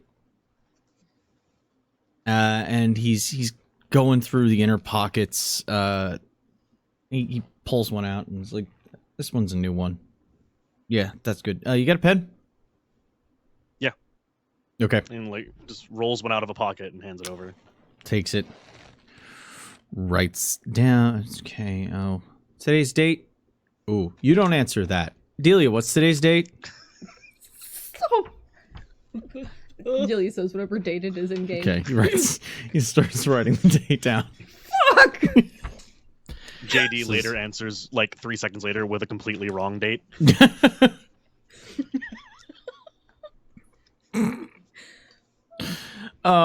He signs it. Yeah, and there you go. And to make it fucking, I hate that I have to do that to make it official, but he holds it up, shakes it a bunch of times. Yeah, that's good. Here you go. Thank you. And One- he reaches back without looking and takes it. One princely indulgence. What? Can I try to make some kind of a roll to see if I can see what was on that card when it gets handed off? Absolutely, make a wits politics test. It's more about Wits understanding what's just been handed over. Politics. Okay. That's actually a decent roll for me. Hang Is it on. Camarilla Can- politics? Yes. Thank you. Okay. Can anyone roll this? Because I really want to know. Nosy. We are all like, what on earth is... Anyone can roll No, this. it was my idea. Only I get to roll. Yeah, no. Too bad already doing it, Luke. Mm. 3 for me. Ooh. 2. Oh, me too. Yay, twins. I have politics. Charlie has. She's not completely from just the sticks. She gets some things. She peeks out Okay. sometimes.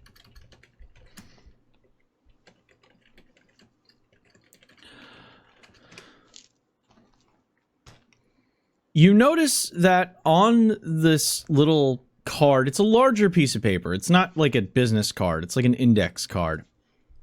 And there is a bit of fancy writing on it. And you recognize the prince's seal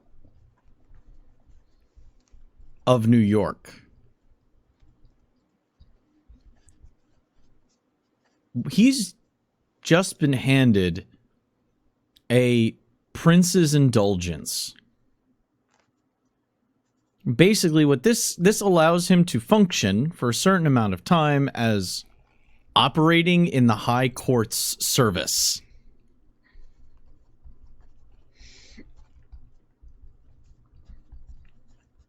Why don't we get? I don't say that out that. Oh, that is my inner I'm monologue. disappointed. My inner monologue is screaming, but my outer self is stoic and stony as usual. Points Connery, up on JD for that one, that's for sure. Connery, feel free to just not answer this Mhm. if you don't want to. But did Charlie get one of these? Never. Okay. Just curious. Delia's only heard of these before. Yeah, Delia and fucking Charlie with our 2 successes. Like, what fancy letters? That calligraphy? What? Did you just sign an autograph? She asks just... To Curtis? Yeah. I mean, yeah, I have to sign each one. What? It's What? Like an a... indulgence. Please tell me you did not post out a picture of yourself. No! You sure? Fairly Delia. sure. All of my headshots are in a drawer. I haven't worked in theater in a while, other than that one still hurts. It was a great show, and then they ruined it at the end. It was so close to perfection. It'll be very memorable. Delia, Yeah. have you ever seen a James Bond movie? I'm not sure. And JD has been given a license to kill. oh my god, did you just put another like hit on us with the scourge like you did the last time? Is he about to really? No. I haven't put out a blood. One, I didn't put out the blood hunt. That was the prince at the time. I was sheriff. I was just doing what I was told. Okay?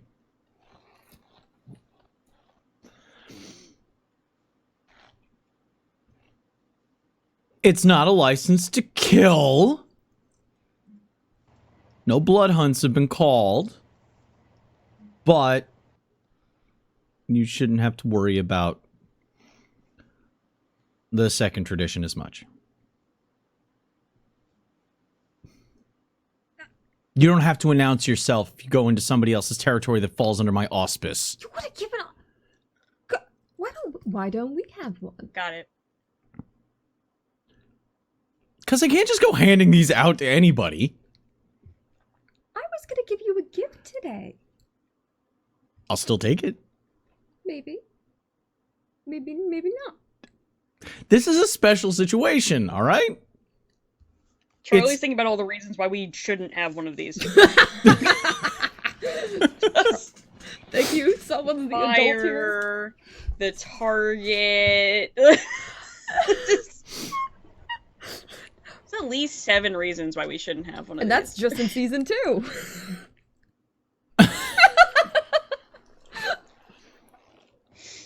All of those, to me, sound like reasons we should, but that's a discussion Yeah, that okay. we're not having. So, Okay.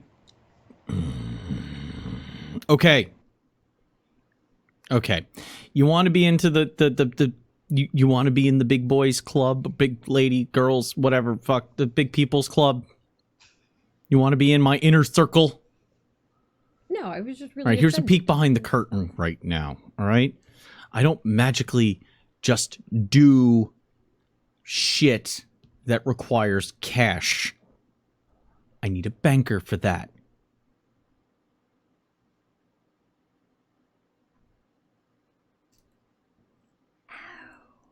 so as a reward or perhaps trade in kind for banking services, you provide carte blanche to.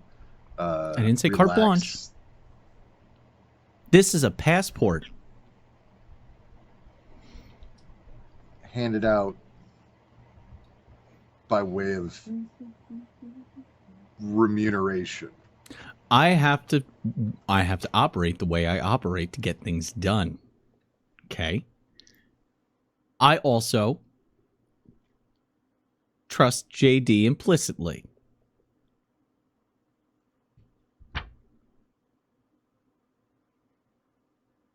Because he hasn't screwed me yet. I still have an eye on you. I don't think next week will be bad. Oh, God, I hate it when you do that shit. Has Delia screwed you? Things haven't gone perfectly. Great. What about Charlie? How many boxes of lethal do you guys still... Oh, wait, no, you would have had time to heal up by this point. Yeah. Oh, I hate that you asked. Charlie could handle things better. You don't have a... Sorry, you don't have a perfect record, kid. Is this about the newspaper again? Yeah. Like, go to the Like, protest, well, fine. again- Don't be at the front. I told you already that I got a little excited about stuff and I had to go yell at a person, and normally I keep an eye out for all the cameras, but I wasn't paying attention because I was a little angry. I already explained this to you. And that's why you don't get And a I already passport. said I'm sorry. Ugh. Also, I do have a lot of thank yous to hand out to, you know, this little cadre here. Lysander's done me right and proper. And by extension, JD as well. So now you know.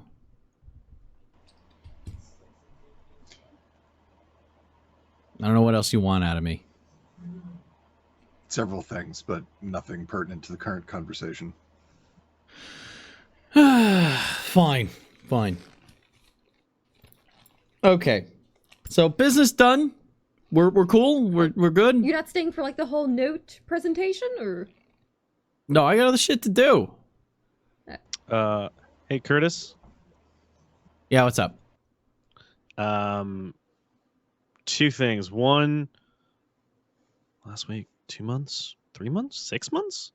Some point ago, you asked me to hunt down a dude. Do we still know where he is? You already took care of that one. Yeah, no, I want to bring him back into play. Oh. Yeah.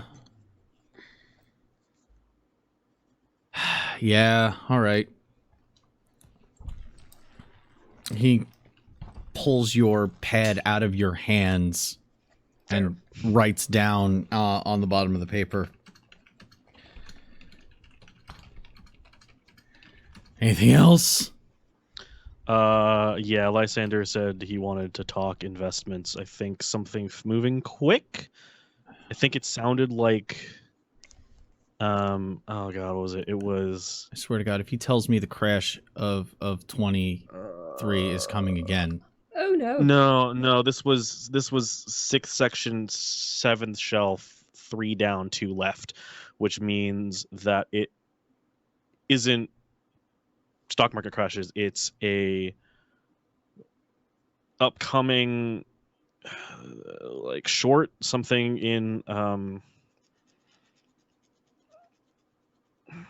What? I wanna say Cryptocurrency? Israel, I think. No, pharmaceuticals.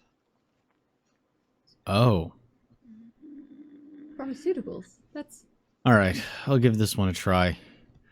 But I swear, if he's telling me that I should buy stocks in some laudanum company again, I'll text you later, but you could ask him if you want to. yeah, let me go talk to the archive. You kids have fun now. Oh, wait. What? Heavy flap of the top of her bag. Jersey double tin. It has not field tested yet, but a gift of positive intent for you. I made it. It's a lovely thermos. I'm Not very the proud of fucking your. thermos. Sorry. Sorry. That was strong language. Inside there is a tincture that should, if anyone tries to ruin your performance again, well, make them think twice. Try it when you're feeling saucy. Yeah. It'll I hope that I could bring this intensity to the rest of the city too. She hands over the blood of potency. The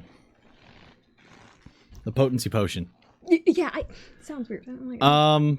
Cool. I think this is. this could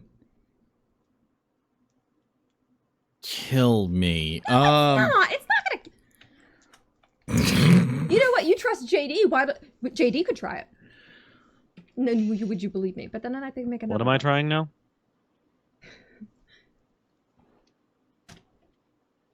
I can't believe this. I make you a perfectly lovely gift. Yeah, fine. I will cherish it with all of my being. It's important. Great. I'll use it when it's most important. You just handed me a Jersey Devil thermos? Jersey Devil thermos. First of all, you sent me to New Jersey. What else was I going to do? Apparently troll souvenir shops? There's nothing there. There's nothing. It's just pine trees and little shops. Right, I sent you to South Jersey. Yeah, Well, you did. needed to lay low. So thank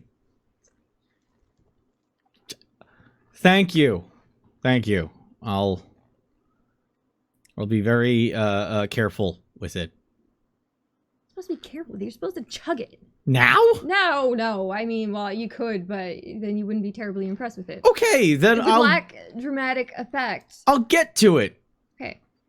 He puts it in the pocket of his jorts that you just noticed he's wearing. Curtis, if you're leaving, I'd like to walk with you for just a moment. Sure. It's going to be a bit of a trip through the hedge maze here to find Lysander. So sure. Before Curtis goes to leave, Charlie approaches him and just looks him in the eye and goes, "Thank you for this, by the way. I really appreciate it." He stops, he turns, looks over his shoulder, and just What did you expect me to do? Just let it happen? Fuck that. All right.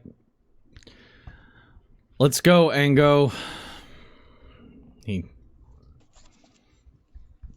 gives you a slap on the shoulder as he walks through the stacks. I ignore the slap and follow. There's so much restraint today. With his voice naturally a little bit lower. All right. What's up, Luke? At some point, and not right now, because there's too much to do, I'd like to talk to you one-on-one. Get a better understanding of you and your plans or thoughts. Well, if you want, you can pick up my memoir for $9.99 on Amazon. I'll give you the link. It's available in ebook and PDF, I think. I'm assuming this is a conversation that's going to take longer than just me walking over here. Yeah, otherwise I would have just done that. You do realize I have a lot of shit to take care of, and making time to make sure you feel better about what's going on in the city and with me isn't exactly something I can just pencil into my fucking schedule whenever I want. First, I think you can do an awful lot of things whenever you want or however you want. Pretty sure you can. But secondly... True, I'm good at what I do. Yeah, I think it's important for your goals that I have a better understanding of them. If nothing else, that I'm more able to effectively support Charlie and Delia.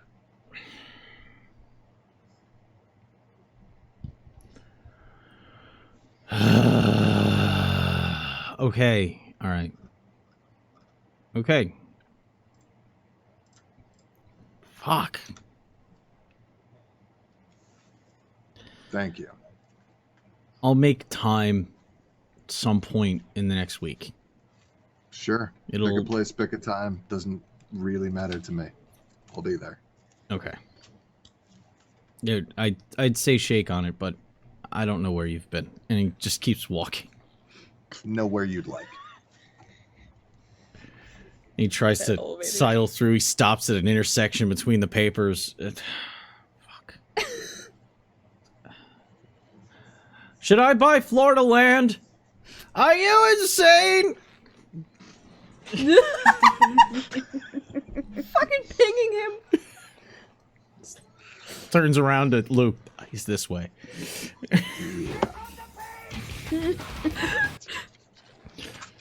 Delightful. And he's into the papers. I say, I'm going to let you conduct your business then. Thanks for the permission.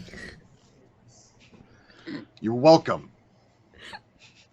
And I just pokes his head around the Mashtuka! And he goes back. I'm already walking away. Oh my god. Good. Okay. JD can, by memory, just escort everyone out of the maze of newspaper hoarderness that is this library.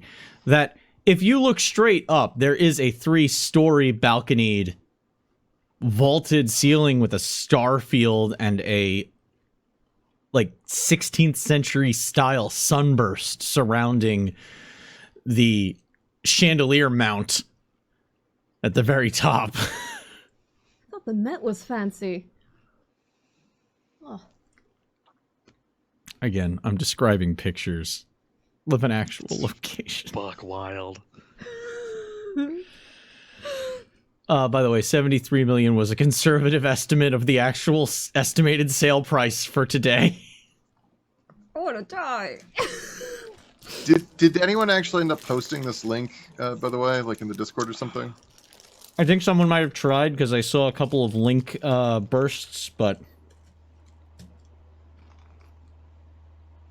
Oh no, here it is. Zillow. Oh my god. Yup. Yup. Oh. Alright. Oh, here's the staircase that you were just describing. yep. Told ya. My God. Holy shit. Get to the this pool. This is a place? It's a place. Mhm. On the Not a third museum. floor. It's a You residence. can live in this place. No. I- well, I can't. We Yeah. can. No one I've ever met can. I'll post a link in the Discord. Whew, it is a time. Or out of time. ugh. Fuck me. Bit of both. Yeah. 6 bed, 8 bath, 20,000 square feet. That's a movie room. In Manhattan. In New York, next to the park. Yeah. Yeah. In Manhattan next to the park. Oh my Yeah. god, the movie. Oh my god, oh my god. The chick. Fuck. Okay, alright. I'm back. I can't. It's too much. I think I owe a partial mortgage just from looking at those. Oh my God. The kitchen. I Yep. just. Yep. Nope. I mean, if I had my way, there'd be a guillotine room. But On that's tonight's- a totally different discussion for another time. On tonight's episode of Lifestyles of the Rich and Pulseless. Like. Exiting the library. You're now on the first floor again, though, so you have to kind of wind your way through a ancillary sitting room with unnecessary table with a tea set on it that you're fairly sure has never had tea touch it at any point. You then find yourself back in the staircase room, the first stair that you walked up.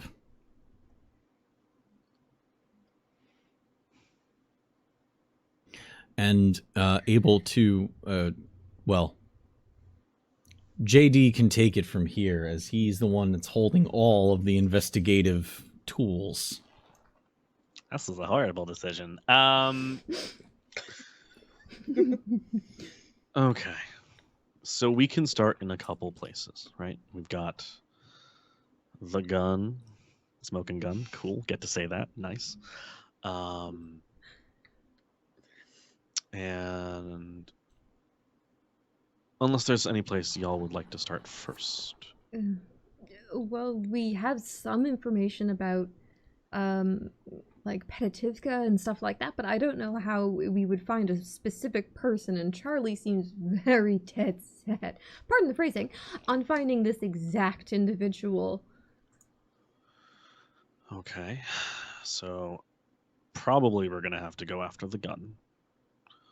Which, okay. Second question. Do any of you know anything about guns? I made a thing you point at people, but it's not a gun. So no, I have no idea. Okay, outsourcing it is. And JD like starts texting. Well, we can just I guess we can go to the guy who taught me how to shoot. That works. That's fine. We can get a start from there. There's not a lot of people with there's not very many licenses in New York. Well, is it trying to find someone who made a gun that specialized and fancy? Because it seems like the really oddball part is that they stamped it, right? So is it looking for people who can do that kind of work, or is it looking for people who have licenses for that type of gun? Well, the license isn't going to be super helpful, but you're looking at engraving, you're looking at custom leg grips, and you're looking at maintenance for those kinds of things too. And if someone is going to splurge for a custom pearl grip with an etching on it, they're probably going to pay a good chunk of money for the stuff they used to to clean it and repair it. So, damn, this is a good case. Okay, we can start there. I don't know anybody. She just folds her hands all across her. Where are we? Are we still in the building? Yeah. Okay. All right. When we leave, I have something to point out. So, okay. So we need to find a gun expert. Is that what you're telling me? Or someone who knows a gun expert. I can probably find the guy who knows a guy. Or several people. Connery, what kind of a role would it be to locate a sort of an off-market gun person? Or, you know what? Fuck it, actually. I mean, presumably... Hang on. Back in character, I apologize. Wouldn't basically any gun store be able to tell us what we need? Yeah, but I'm not friends with every gun store in the city. Yeah, if you have a friend, then... Well, Do we need to be friends? I mean, we're just asking questions about customizing a gun. Yeah, but people who, if they like you, they tell you more things. People who don't know you and don't like you aren't going to give you things for free. Yeah, that's why basically all my money goes to like paying off cabbies I've offended and being nice to people. That's what money's for, right? Yeah, but like, I'm not personally rich, so I prefer to do as little money transaction as possible. Same. If I can just talk about it. Fine. Fine. Would I... Okay, so I've got a socialite contact. But it's within the DIY punk scene. Any chance that person knows a gun guy? Ooh. Alright, okay, well, alright, it makes sense now. What? Sorry. What? I'm sorry! We were really shocked and confused! It would be a very different road. But maybe you might be able to get in touch with a true OG skinhead that might be able to point you in the right direction. No, the good ones. The good kind. The good ones. Not True OG skinheads beat the shit out of Nazis and fascists. It's the white shirt, red suspenders.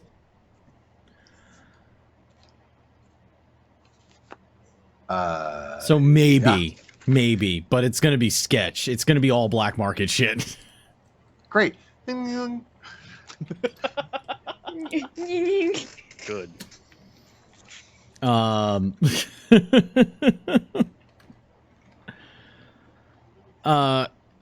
Yeah, the phone picks up. Yep. Hey, Julian. Julie. Luke? Yeah. Hi. How's it going? Hey. Hey, you must have got a new number since the last time. Yeah. Actually, a couple, but I always make sure to port yours forward. All right, what's going on? I'm looking for something. Any chance you know someone who could do some custom firearms work? Oh, I've got someone who's asking for a really, really sick-ass back piece, but I need to know what this stuff is supposed to look like up close. I'd like to be able to see it. Yeah, I wouldn't know how to do that. Oh my, are there birds outside my window? This is a burner phone, isn't yours? You called my shop, asshole. Okay. Thanks for the information. I'll If you want to come on hope by, to hear I'll talk back to you from then. you. Fine. Talk to you later. Douche. Hangs up the Is phone. there not a version of burning and etiquette in this game? Like, what the fuck? No, he's... That was fun. That was just silly. He's not... You haven't lost any rep with him. I'm not Just make me punishing feel you. like an asshole. It's fine. Okay. I was just making a This silly is vampire. moment. In what world do people like us? You haven't... Okay. To establish you haven't lost a merit. I haven't Alright, burned your okay. contact or anything. It's just... This is New York. This is how we interact with each other. It's also true. Should also explain a Um, lot of my social interactions. All right. So You also we never need to- said I'm calling his burner phone or something like that. You just said, I'm going to call him. So I'm like, yeah, he's got a shop. Because for what it's worth, I don't actually know what the fuck like it's not. owns a it's not record- defined. He owns a record shop. Yeah. Okay. Cool. All right. So we have to head down to Play It Again Records. That went well? That was what a good phone call looked like? With this guy, yeah. What happened to playing it the first time? Well, presumably it already has been, but because it's vinyl, well, now it's coming back into play, but for a long time it wasn't. You know, this guy specializes in old school, hard to get prints. So Yeah, these are not new, hot off the presses kind of things. These are like, I need the special edition live recording of that one show in Japan kind of pressings. Oh. My mom has a lot of records. Well, I guess I have a lot of records. Yeah, but like Louis Prima is not what you're going to find here. Oh. Why did everyone get sad? Celia just kind of awkwardly puts one of her hands on Charlie's arm. Is like, oh, well, you probably still need to get that stuff shipped out to the Haven. Oh, yeah. I have more phone calls I gotta make later this week. Charlie, whenever you're Or ready, I mean, tomorrow. if you want to head over there at some point and take a look around, we're able to support you in that. After this, Sure. this is important. It's all important, but this is kind of high on my priority list. It just Alright. looks at JD. It's like, oh, I guess we're stopping somewhere with Luke first, or are we stopping to This one of your gun friends? I don't. Record store is as leading of a place as... Ooh, yeah, no, I am unmuted. Good. Record store is as easy of a place as any, and we can always fall back on mine if I need to. Okay. Good. So if we upset someone, we have a fallback plan. I like that. We usually could use those more often. So you start heading back to the village because that's where this... By the way, this is living in New York, going back and forth, Yep. back and forth, back and forth. Yep. It's just Pong. So back to the village to Play It Again Records. You get there, it's a second floor shop. You gotta walk up a flight of stairs outside to get to the front door. There are actual shop fronts on the first floor. I don't know. I have in my brain the old location of was it Dress to Kill? No, it was the fuck was the name of that goddamn place? It recently closed. Iconic New York punk fashion Are location. you thinking of like Gothic Renaissance or something? No, not that one. Oh, Trash in... Trash in Vaudeville? Is that what you're thinking of? Yeah. I'm just gonna start naming shops I would go I think to that in New was York. I think that was the one I went to. Okay. You used to have to walk up a flight of stone stairs to get to the second floor where the actual location was. so in my head, this is the kind of place that has like a cloud of incense that just like hits you as you open. Oh, yeah. No, you walk in and you're like, oh, this is a head. Nope, it's a record shop. It's a record shop. It's not a head Yes. shop. It's a record shop. Never mind all that glassware behind the counter. That's it's sculpture. Okay. for use with tobacco only. Yes, it's glass sculpture for use with tobacco. Fuck. Arcs. People keep saying that. There's a guy behind.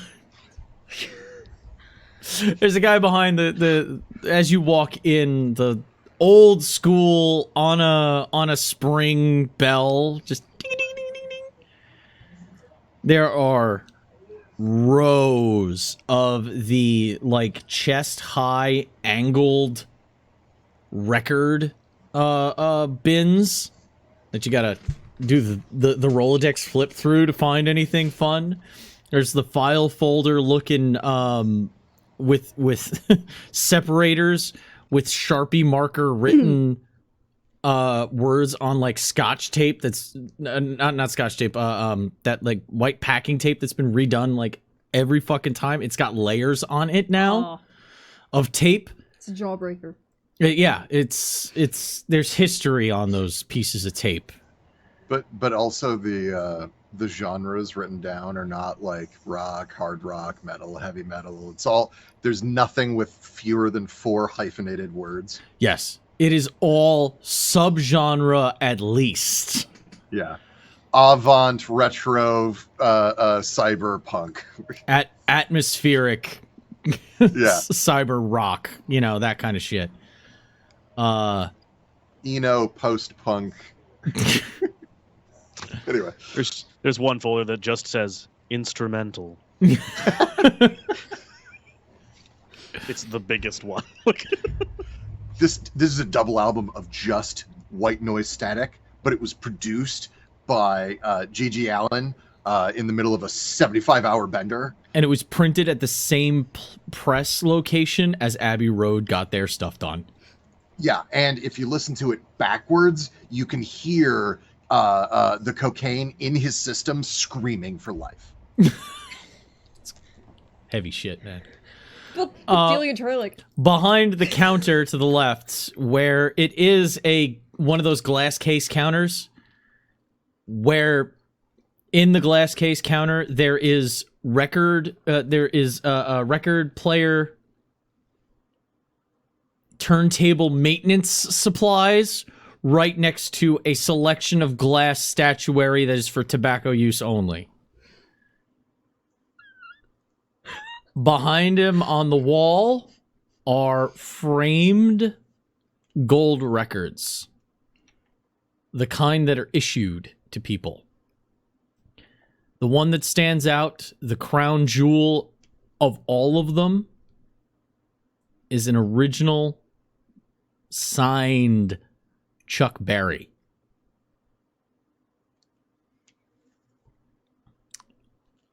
Behind the counter is somebody who looks like they could probably dive through the head of a pin and come out the other side without a bruise, skinny. But they also happen to be like 6'3". If Jack Skellington had a human counterpart, it'd be this guy. But there's also plenty of scars. And he's wearing the uniform. Shaved head with a knife level shaved. White shirt. Red suspenders. Acid wash jeans with the cuffs rolled up. Boots with the bird. Sorry. Rolled up over Doc Martens. And on the suspenders are punk pins. Just covered in punk pins, including one that matches Luke's patch. I have my camera mirrored weirdly, so like I keep forgetting which side is which. Just excitedly do this. You can hear playing over the sound speaker is oh, he must be feeling very upbeat today because there is an old you're fairly sure it's the Scotalites playing. And you then it must be Thursday. and you can see the record player to his left on the bend of the counter that has the record that's currently playing, like, leaned up against the glass of the record player as it plays overhead. He's just standing there bopping, just kind of going through a log on the table, on the counter in front of him. How's it going, Julian? Oh, hey! Luke. What's going on? Sorry about the flub earlier. You know, I don't use phones a lot. Yeah, just... Damn, man, you gotta label which number is which. I will have someone show me how to do that later. Oh, crap. Okay. What do you want, dude? What's up? Still looking for what I said I was looking for. Right. You need to know about guns for a back piece? Yeah, so this guy, he wants, it's, you know, the like the army gun, the pistol that they all have, like in the Marines. The army gun pistol in the Marines. Yeah. Colton Okay. 1911. Thank you. The Apparently thing he you just have a said. friend that knows things. Yeah, I know shit too. Look, he wants that, but he wants it all special looking. And he gave me some, you know, explanations, but I need to be able to actually see them up close so I can recreate them properly. And the pictures I'm finding on Google just are not going to cut it. The lighting is all fucked up. I need to be able to do this well because this guy he's paying top, right? Uh-huh. And he knows a lot of good people. So if he shows this thing off, does more good things all for right, me. all right, all right. The bullshit only spreads so thin. So, okay, here you go. All right. I got this. There's a... You know how tough it is in New York to have your hands on any hardware like that? And yet, I'm just saying, it's a pain in the ass. This counts as one of those. You know what ones I'm talking about. One is getting marked off. that's fine. Pulls out When a piece do you of want to paper. come in for your session?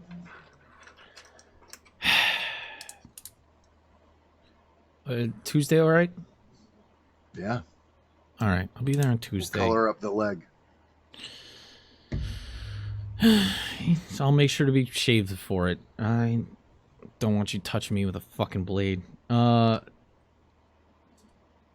Writes down on a piece of paper, tears it off the bottom. It's from his receipt book. So you get the bottom half of a receipt, like a check receipt. Hands it to you. He says, "This is the address of the guy that I know. It's a shop. If he's there, you'll be lucky, but ask for Adam." Adam. Got it. That's the only guy who I know who could get his hands on custom stuff in city limits. I mean, other than that, you're talking about, like, you know about the loopholes and fucking... You just gotta go to PA, go to a gun show, and you can get whatever the fuck you want without having to go through anything, right? Yeah, but that requires... He's not wrong. That requires time. That requires a lot of other resources that, to be honest, I'd rather not spend at the moment if I don't have to. All right. Just ask for Adam, Russian guy. They'll know who you're talking about. Adam the Russian. Got it. Don't call him Adam the Russian. I wasn't going to. All right, I'll let you in on a little secret. Yeah. He's Polish. He's not Russian. He doesn't like the Russians. But my God, does he sound like he's Russian. I don't get it. But make sure you don't bring up the Russians. Understood. You all right over there, buddy? Yeah. No, I was just. What is this? And he points kind of up at the speaker in the ceiling. Oh, Scotalites. Classic. Yeah, like what year? Shit, I'm thinking it's one of their earlier ones. I can see the fucking record in my head. Oh, fuck. 96, maybe? Nah, earlier than that. Yeah, late 80s, early 90s. Oh. It's over in the ska section. You're gonna want to look at early ska. Nah, I wasn't born then, so no wonder I haven't heard of it. Fucking Zoomers. Swear to God. Yeah, right? They're all over the place now. All right, you know what? Aside from making me feel ancient as fuck, Sorry.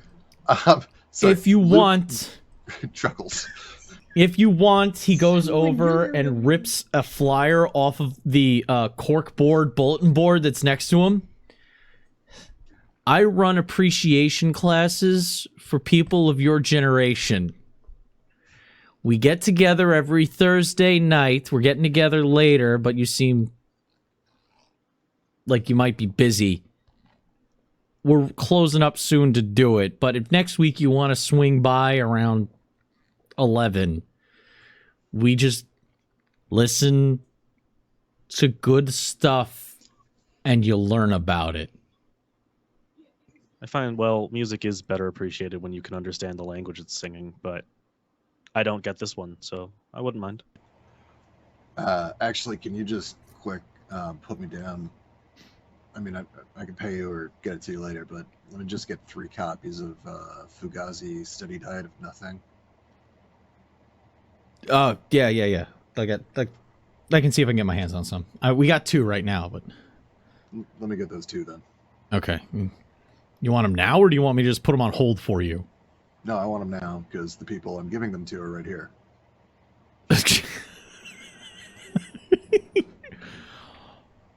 Okay. Wait, fuck, you know where they are in the racks. Go get them. Yeah. I was just telling you about the transaction because I didn't want to take shit from your store. I reach into my pocket, crumple up some 20s, and throw them at him. I really got to teach you how to shop. Fuck, go get the Fine. records, bring them here. I'll tell you how much. Fuck, you know what? Just go grab the records. walk I'm over. keeping what you took, and we're gonna call it a service fee. And then get the fuck out. Fine. At the I gotta teach you how to shop comment, Charlie just pipes up as like, I tried. Help him with his apartment, but I grab the 2 copies of the album and I walk over and shove one into Charlie's chest and one into JD's chest. How are It's like, you? here? Like, is the natal fluid still drying on the people that you're hanging out with lately? What the hell is going on? I like her style, though. We just we get together at there's a bar nearby. If you have any kind of like, I don't know if you're into punk at all, but like you're obviously in the alternative scene. So like if you wanna give it a look. Are there accordions? Oh shit!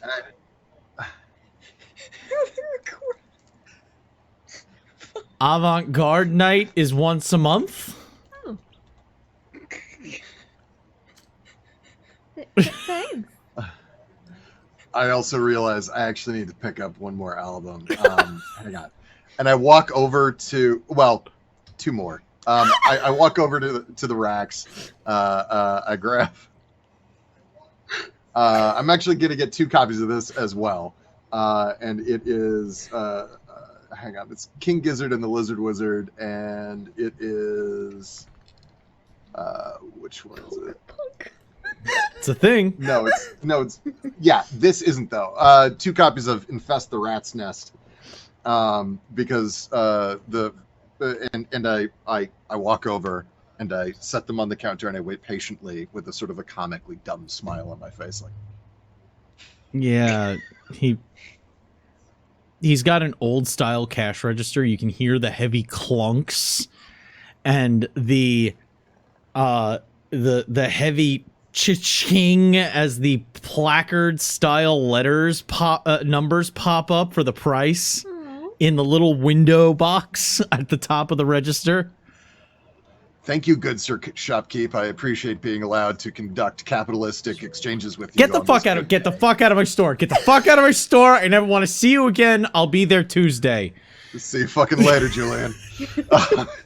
JD puts the record that Luke gave him on the counter and says, "Can I pick this up Thursday? I don't want to carry it." Absolutely. As you are somebody who knows how to patron a location. Takes it. Just what's your name? JD. JD, gotcha. All right. It's over here. Just remind me. Put a little note that you're picking it up next Thursday at appreciation class. Good? Sounds good. Good. All right. Take it easy. You put it over by the corner where it would remain probably forgotten for 2 weeks. But maybe not.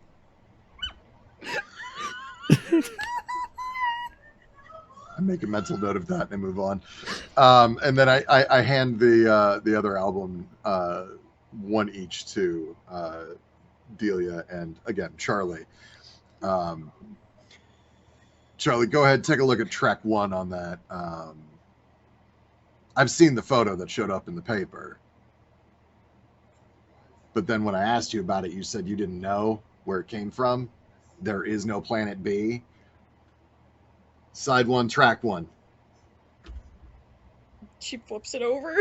Yeah. It is literally titled "There is no Planet B." I went and listened to this song after you told me. I was just like, oh my god.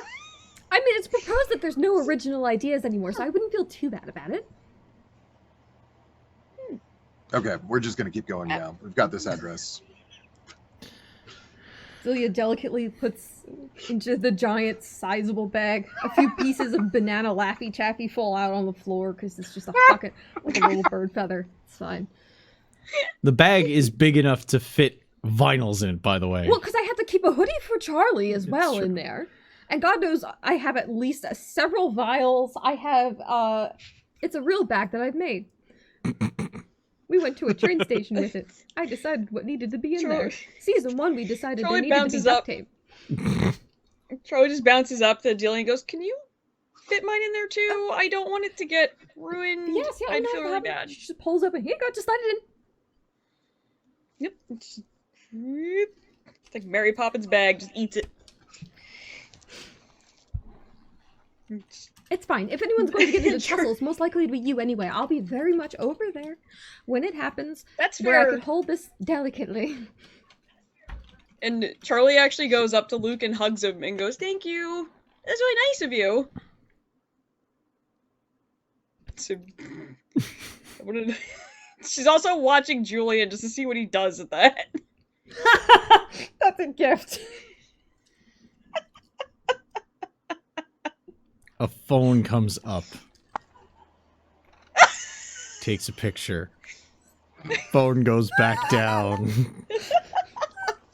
And then the 4 of you are on your way to the next location, which you just got an address. It's Lower East Side, near a park. Not the best neighborhood, Oh boy. but it's not far. But that's nice. At least we don't have to go all across the entire city once more. Taking the subway, you end up at a you exit the subway, I should say. Maybe like 8 blocks away from the Brooklyn Bridge on the Manhattan side. There's a large park in front of you. And it seems to be doing... Gentrification hasn't hit this area yet, the way it has in other locations, but it's also not in too bad of a state of disrepair. You see the shop. It's very understated on the sign. Normally you don't want a shooting range in New York City heavily advertised, but it does need to have signage. And it does say it does say Adamska Arms.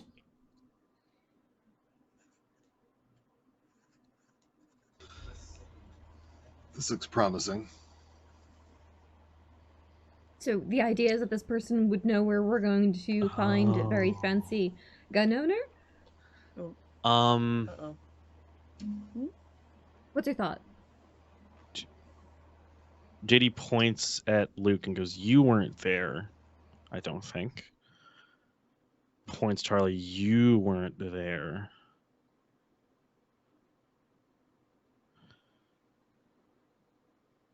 I think a long enough time has passed that you're not going to be a problem, he says, pointing at Delia. Problem for What what? are you talking about? Where? No, I'm pretty sure that I saw this and we all walked out at the end. So I don't think it'll be a problem. And JD knocks on the door. Julia, like, it was just gonna be like... There is a buzz noted, letting you know that the door has unlocked.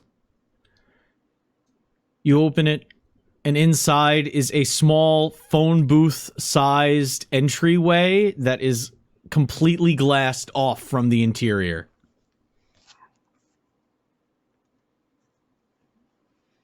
Beyond the glass, you can see a decently stocked gun shop. The front windows have that, "we're totally putting this up to block the sun, but you can't see anything behind it" kind of coverage, with a little bit of the bubbles because it wasn't put on perfectly. Oh, that bothers me. You just gotta use a squeegee. It's not hard. You only have to care enough to do that. No, it is that hard, god damn it. Oh yeah, don't listen. We recently had a run-in. It's sensitive. It's too soon. Getting Mylar flat on a freestanding wall is a task. Yeah. Putting a bumper sticker on's a task. Let's be real. The four of you fit inside of this area. It's more spacious than the elevator, or elevator, if we really want to call it what it is. That's it now. Less. Yeah, canon. Elevator. And the door inside is locked. There's a guy standing at the counter looking at you with this look of like, "Let's go." Looking to talk to Adam. Close the door behind you. JD closes the door. Shuffle There's him, a scoot loud- closer so that we can tighten up. There's a loud click, and then another buzzer, completely different from the previous one, rings. And you hear the click from the door in front of you. God, it's like I hospital open the isolation. door and hold it open for everyone else. You enter into a gun shop that is mostly...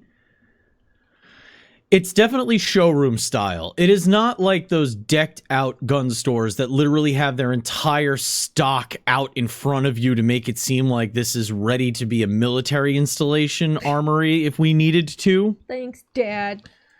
We have this on display in perfect symmetrical, held on hooks that will not influence its aim properties. It's held from hard points, not like the end of the muzzle. The wall has and it's categorized by type. So you have rifles. Rifles have ARs nearby. Next to the ARs are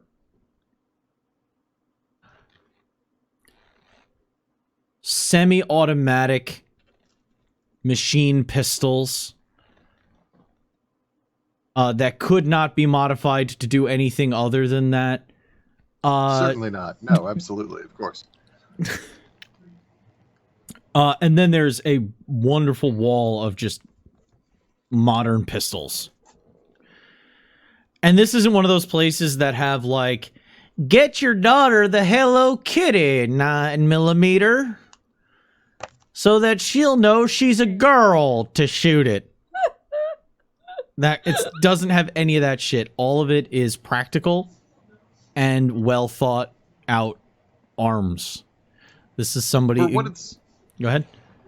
For what it's worth, I was at a firing range once where there was a 12-year-old girl with a hot pink 22 rifle who was fucking tearing that shit up.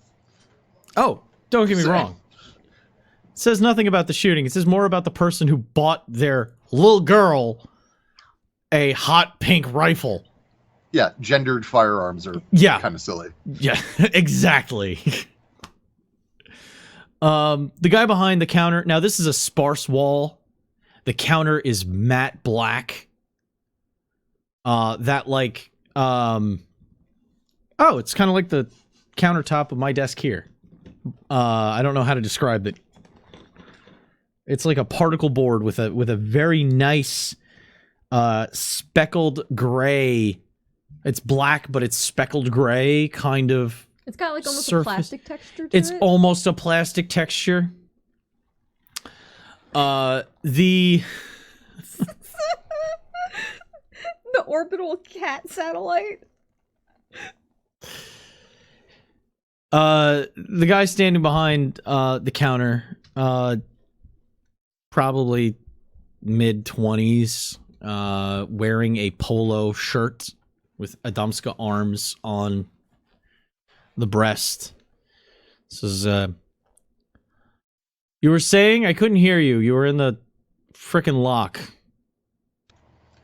Sorry, I'm looking for Adam. And who might I say is calling? My name is Luke. A friend of mine, Julian, told me that Adam would know where to find things. Okay. I'll see if he's in.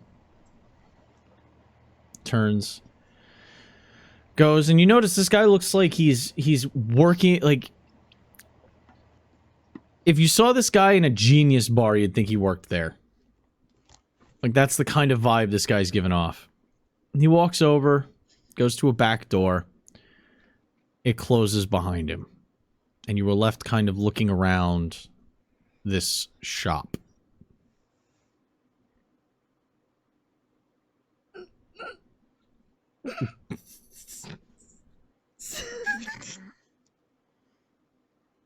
Oh, that's happening. There you go. I'm not ashamed to admit I'm a little out of the element here. But JD, did you say you know how this rolls out? So what? You... JD was like leaning over a box of like .45 long Colts and was like, "Sorry, what?" Yeah, what? You mentioned as we were coming in that is it a gut feeling or? I know. I mean, I said we all walk out, so it's probably fine. You See, said oh, you that's... saw And she's it? like shimmies a little closer. That's the interesting part. Are you saying that, like, you fully... Is it pre-com? And she, like, leans in a little bit closer. And JD I think does that thing where you speak in references that nobody will get and leans back and goes, I can't do it on command.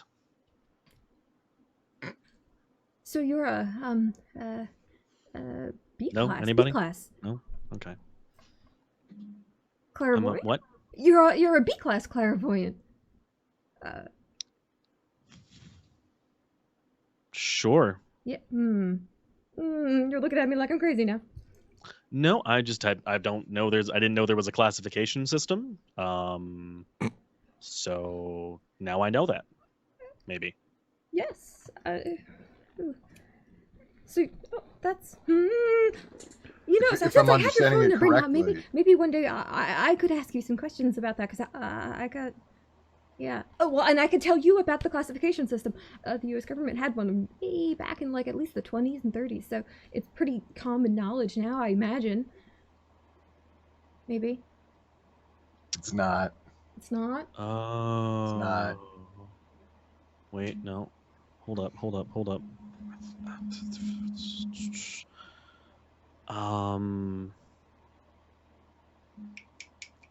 There's 2 letters. MK. Yeah! That was it. Well, that's just a load of cocaine. And LSD. I thought it was Mortal Kombat. MK Ultra was a thing in the 60s, I believe, where they were the military was looking into the possibility of precognition as a tool for war. Well, I mean, fine. I don't know why that's the only one that's known. That's technically a part of Sunstreak Grill Flame. There was N1X, and there was things before that as well. Basically, everything gets categorized, and then depending on the department funding it at the time, it shifts, and you have to change the name once it's possessed by a different, research and development team. But I guess, sure, yes, Cocaine One. That's the one the kids know. I mean, that's the one on Wikipedia. I had to go look it up because I didn't know what it was. Oh. I'm sorry, that was insensitive. I realized both you and Charlie are actually fairly young. I'm sensing here. Yes. Yeah, I've come to figure out that definitely on the younger end is an understatement.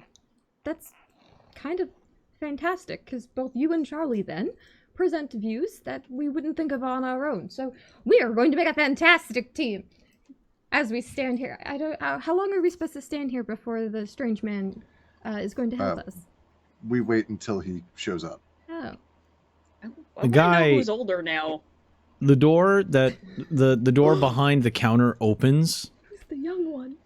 and the 20-something in the polo sticks his head out and says, he's on the range. He said it's good to see JD.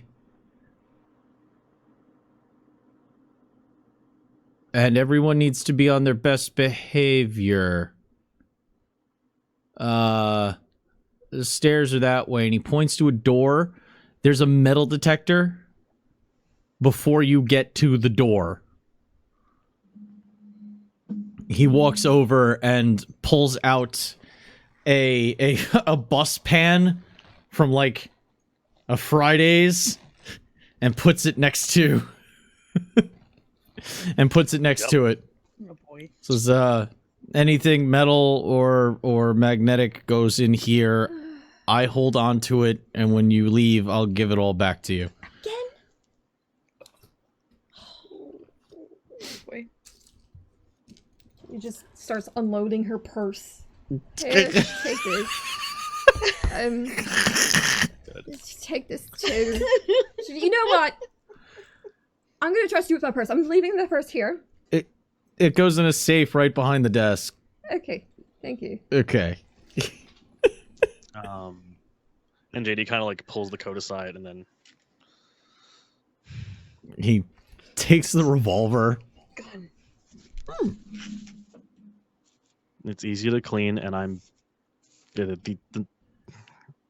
Glocks are complicated. Have you had work done on this since you bought it here?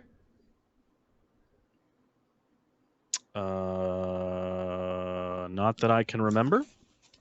Maybe. You're taking good care of it. It's something to do.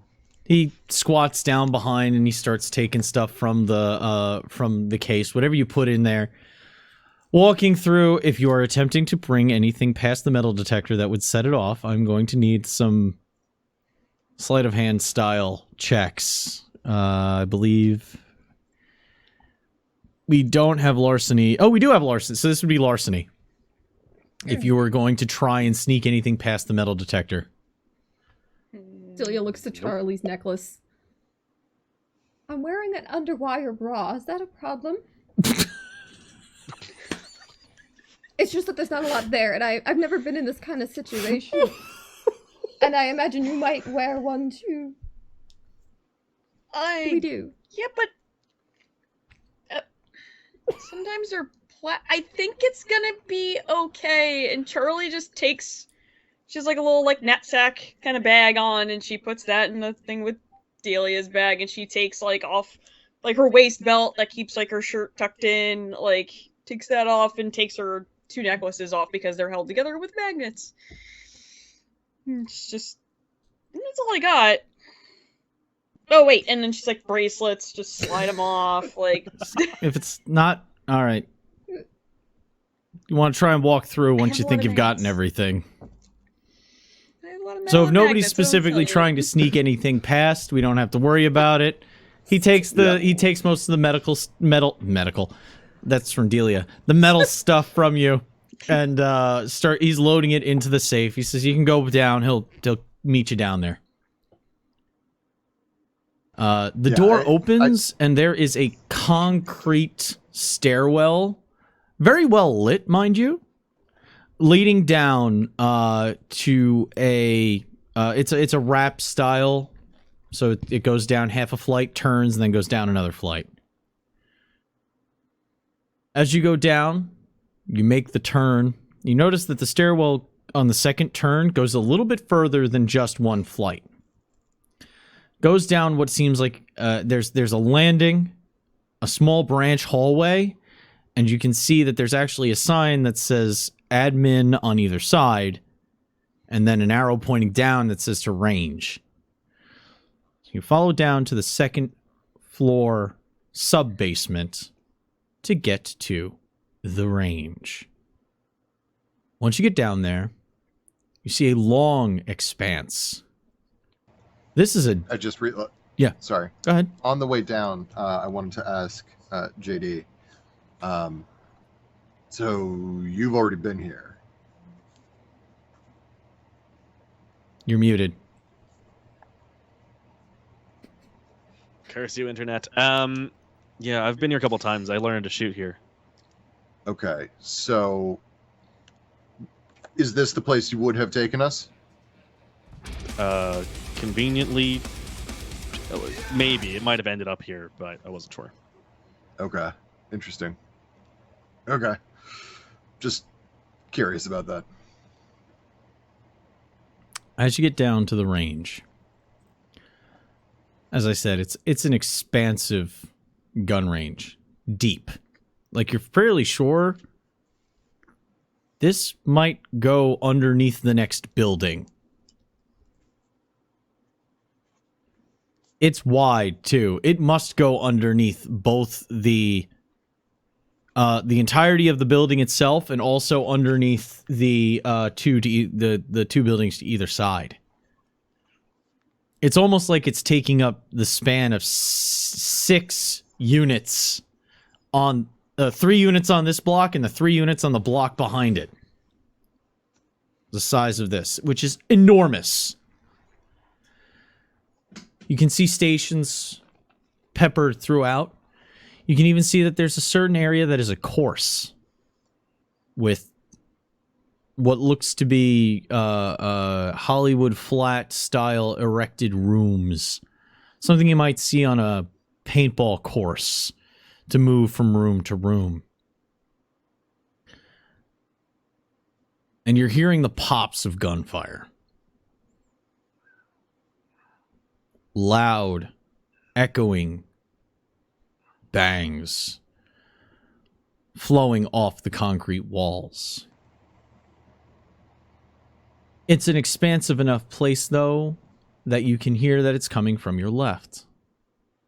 You can see that within one of the courses, you can see the flashes popping through some of the windows. You see targets dropping. And at the very end of the course, there's a torso rig set up for a target. The pops move through the windows of the course. You see them lighting up. You occasionally see somebody moving through. They look like they're wearing, I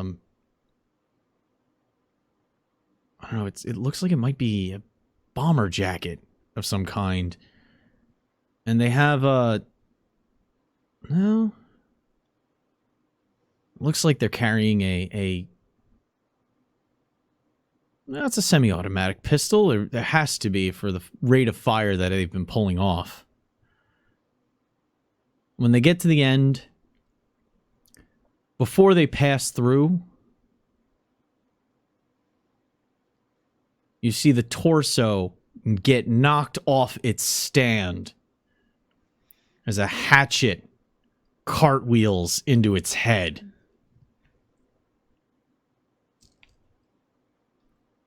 A man who's about 6'2", slicked back salt and pepper hair, a full white goatee, and sun-leathered face, walks over, lifts the curved-handled throwing hatchet out of the head of the torso, and slides it into a holster on his leg, a frog holster on his leg. Opposite, a semi-automatic pistol holster on the other side. He turns. JD, it is good to see you. I How's do it not going, Adam? know who gave Luke my name. I do not know who you are, fresh face. But it's good to see Delia again, isn't it? Hi. And that is where we are going to end tonight's No, hold the game. fucking phone. Who the fuck is this guy, Delia? Oh no! Oh no! No! I'm fine. Explain your shit, Delia. Everyone explain your shit! Everyone get to your carpet squares. We're gonna have a feeling circle. Oh. Have feelings. Yeah, good stuff. We do this thing at the end where we go around and you'll pick up on it here. I'll start at one end and we'll go across. So I have been Connery. With me for the first time. Oh, you were muted again. Bollocks. One more time. You want to take it from the top? You want to do that again? You want to do it again? Start it, Okay, start it all up. right. Let's take it from the top. Take it from the top, yeah. I have been the Connery. With me for the first time from afar. Ryan Massa playing JD. And in the desolation of the Midwest, Zed. the desolation of North Jersey, the desolation of my home. Literally. We will catch you guys next time. Let's go raid the role players. And until we see you again, remember to always stay evil. Good night, everybody.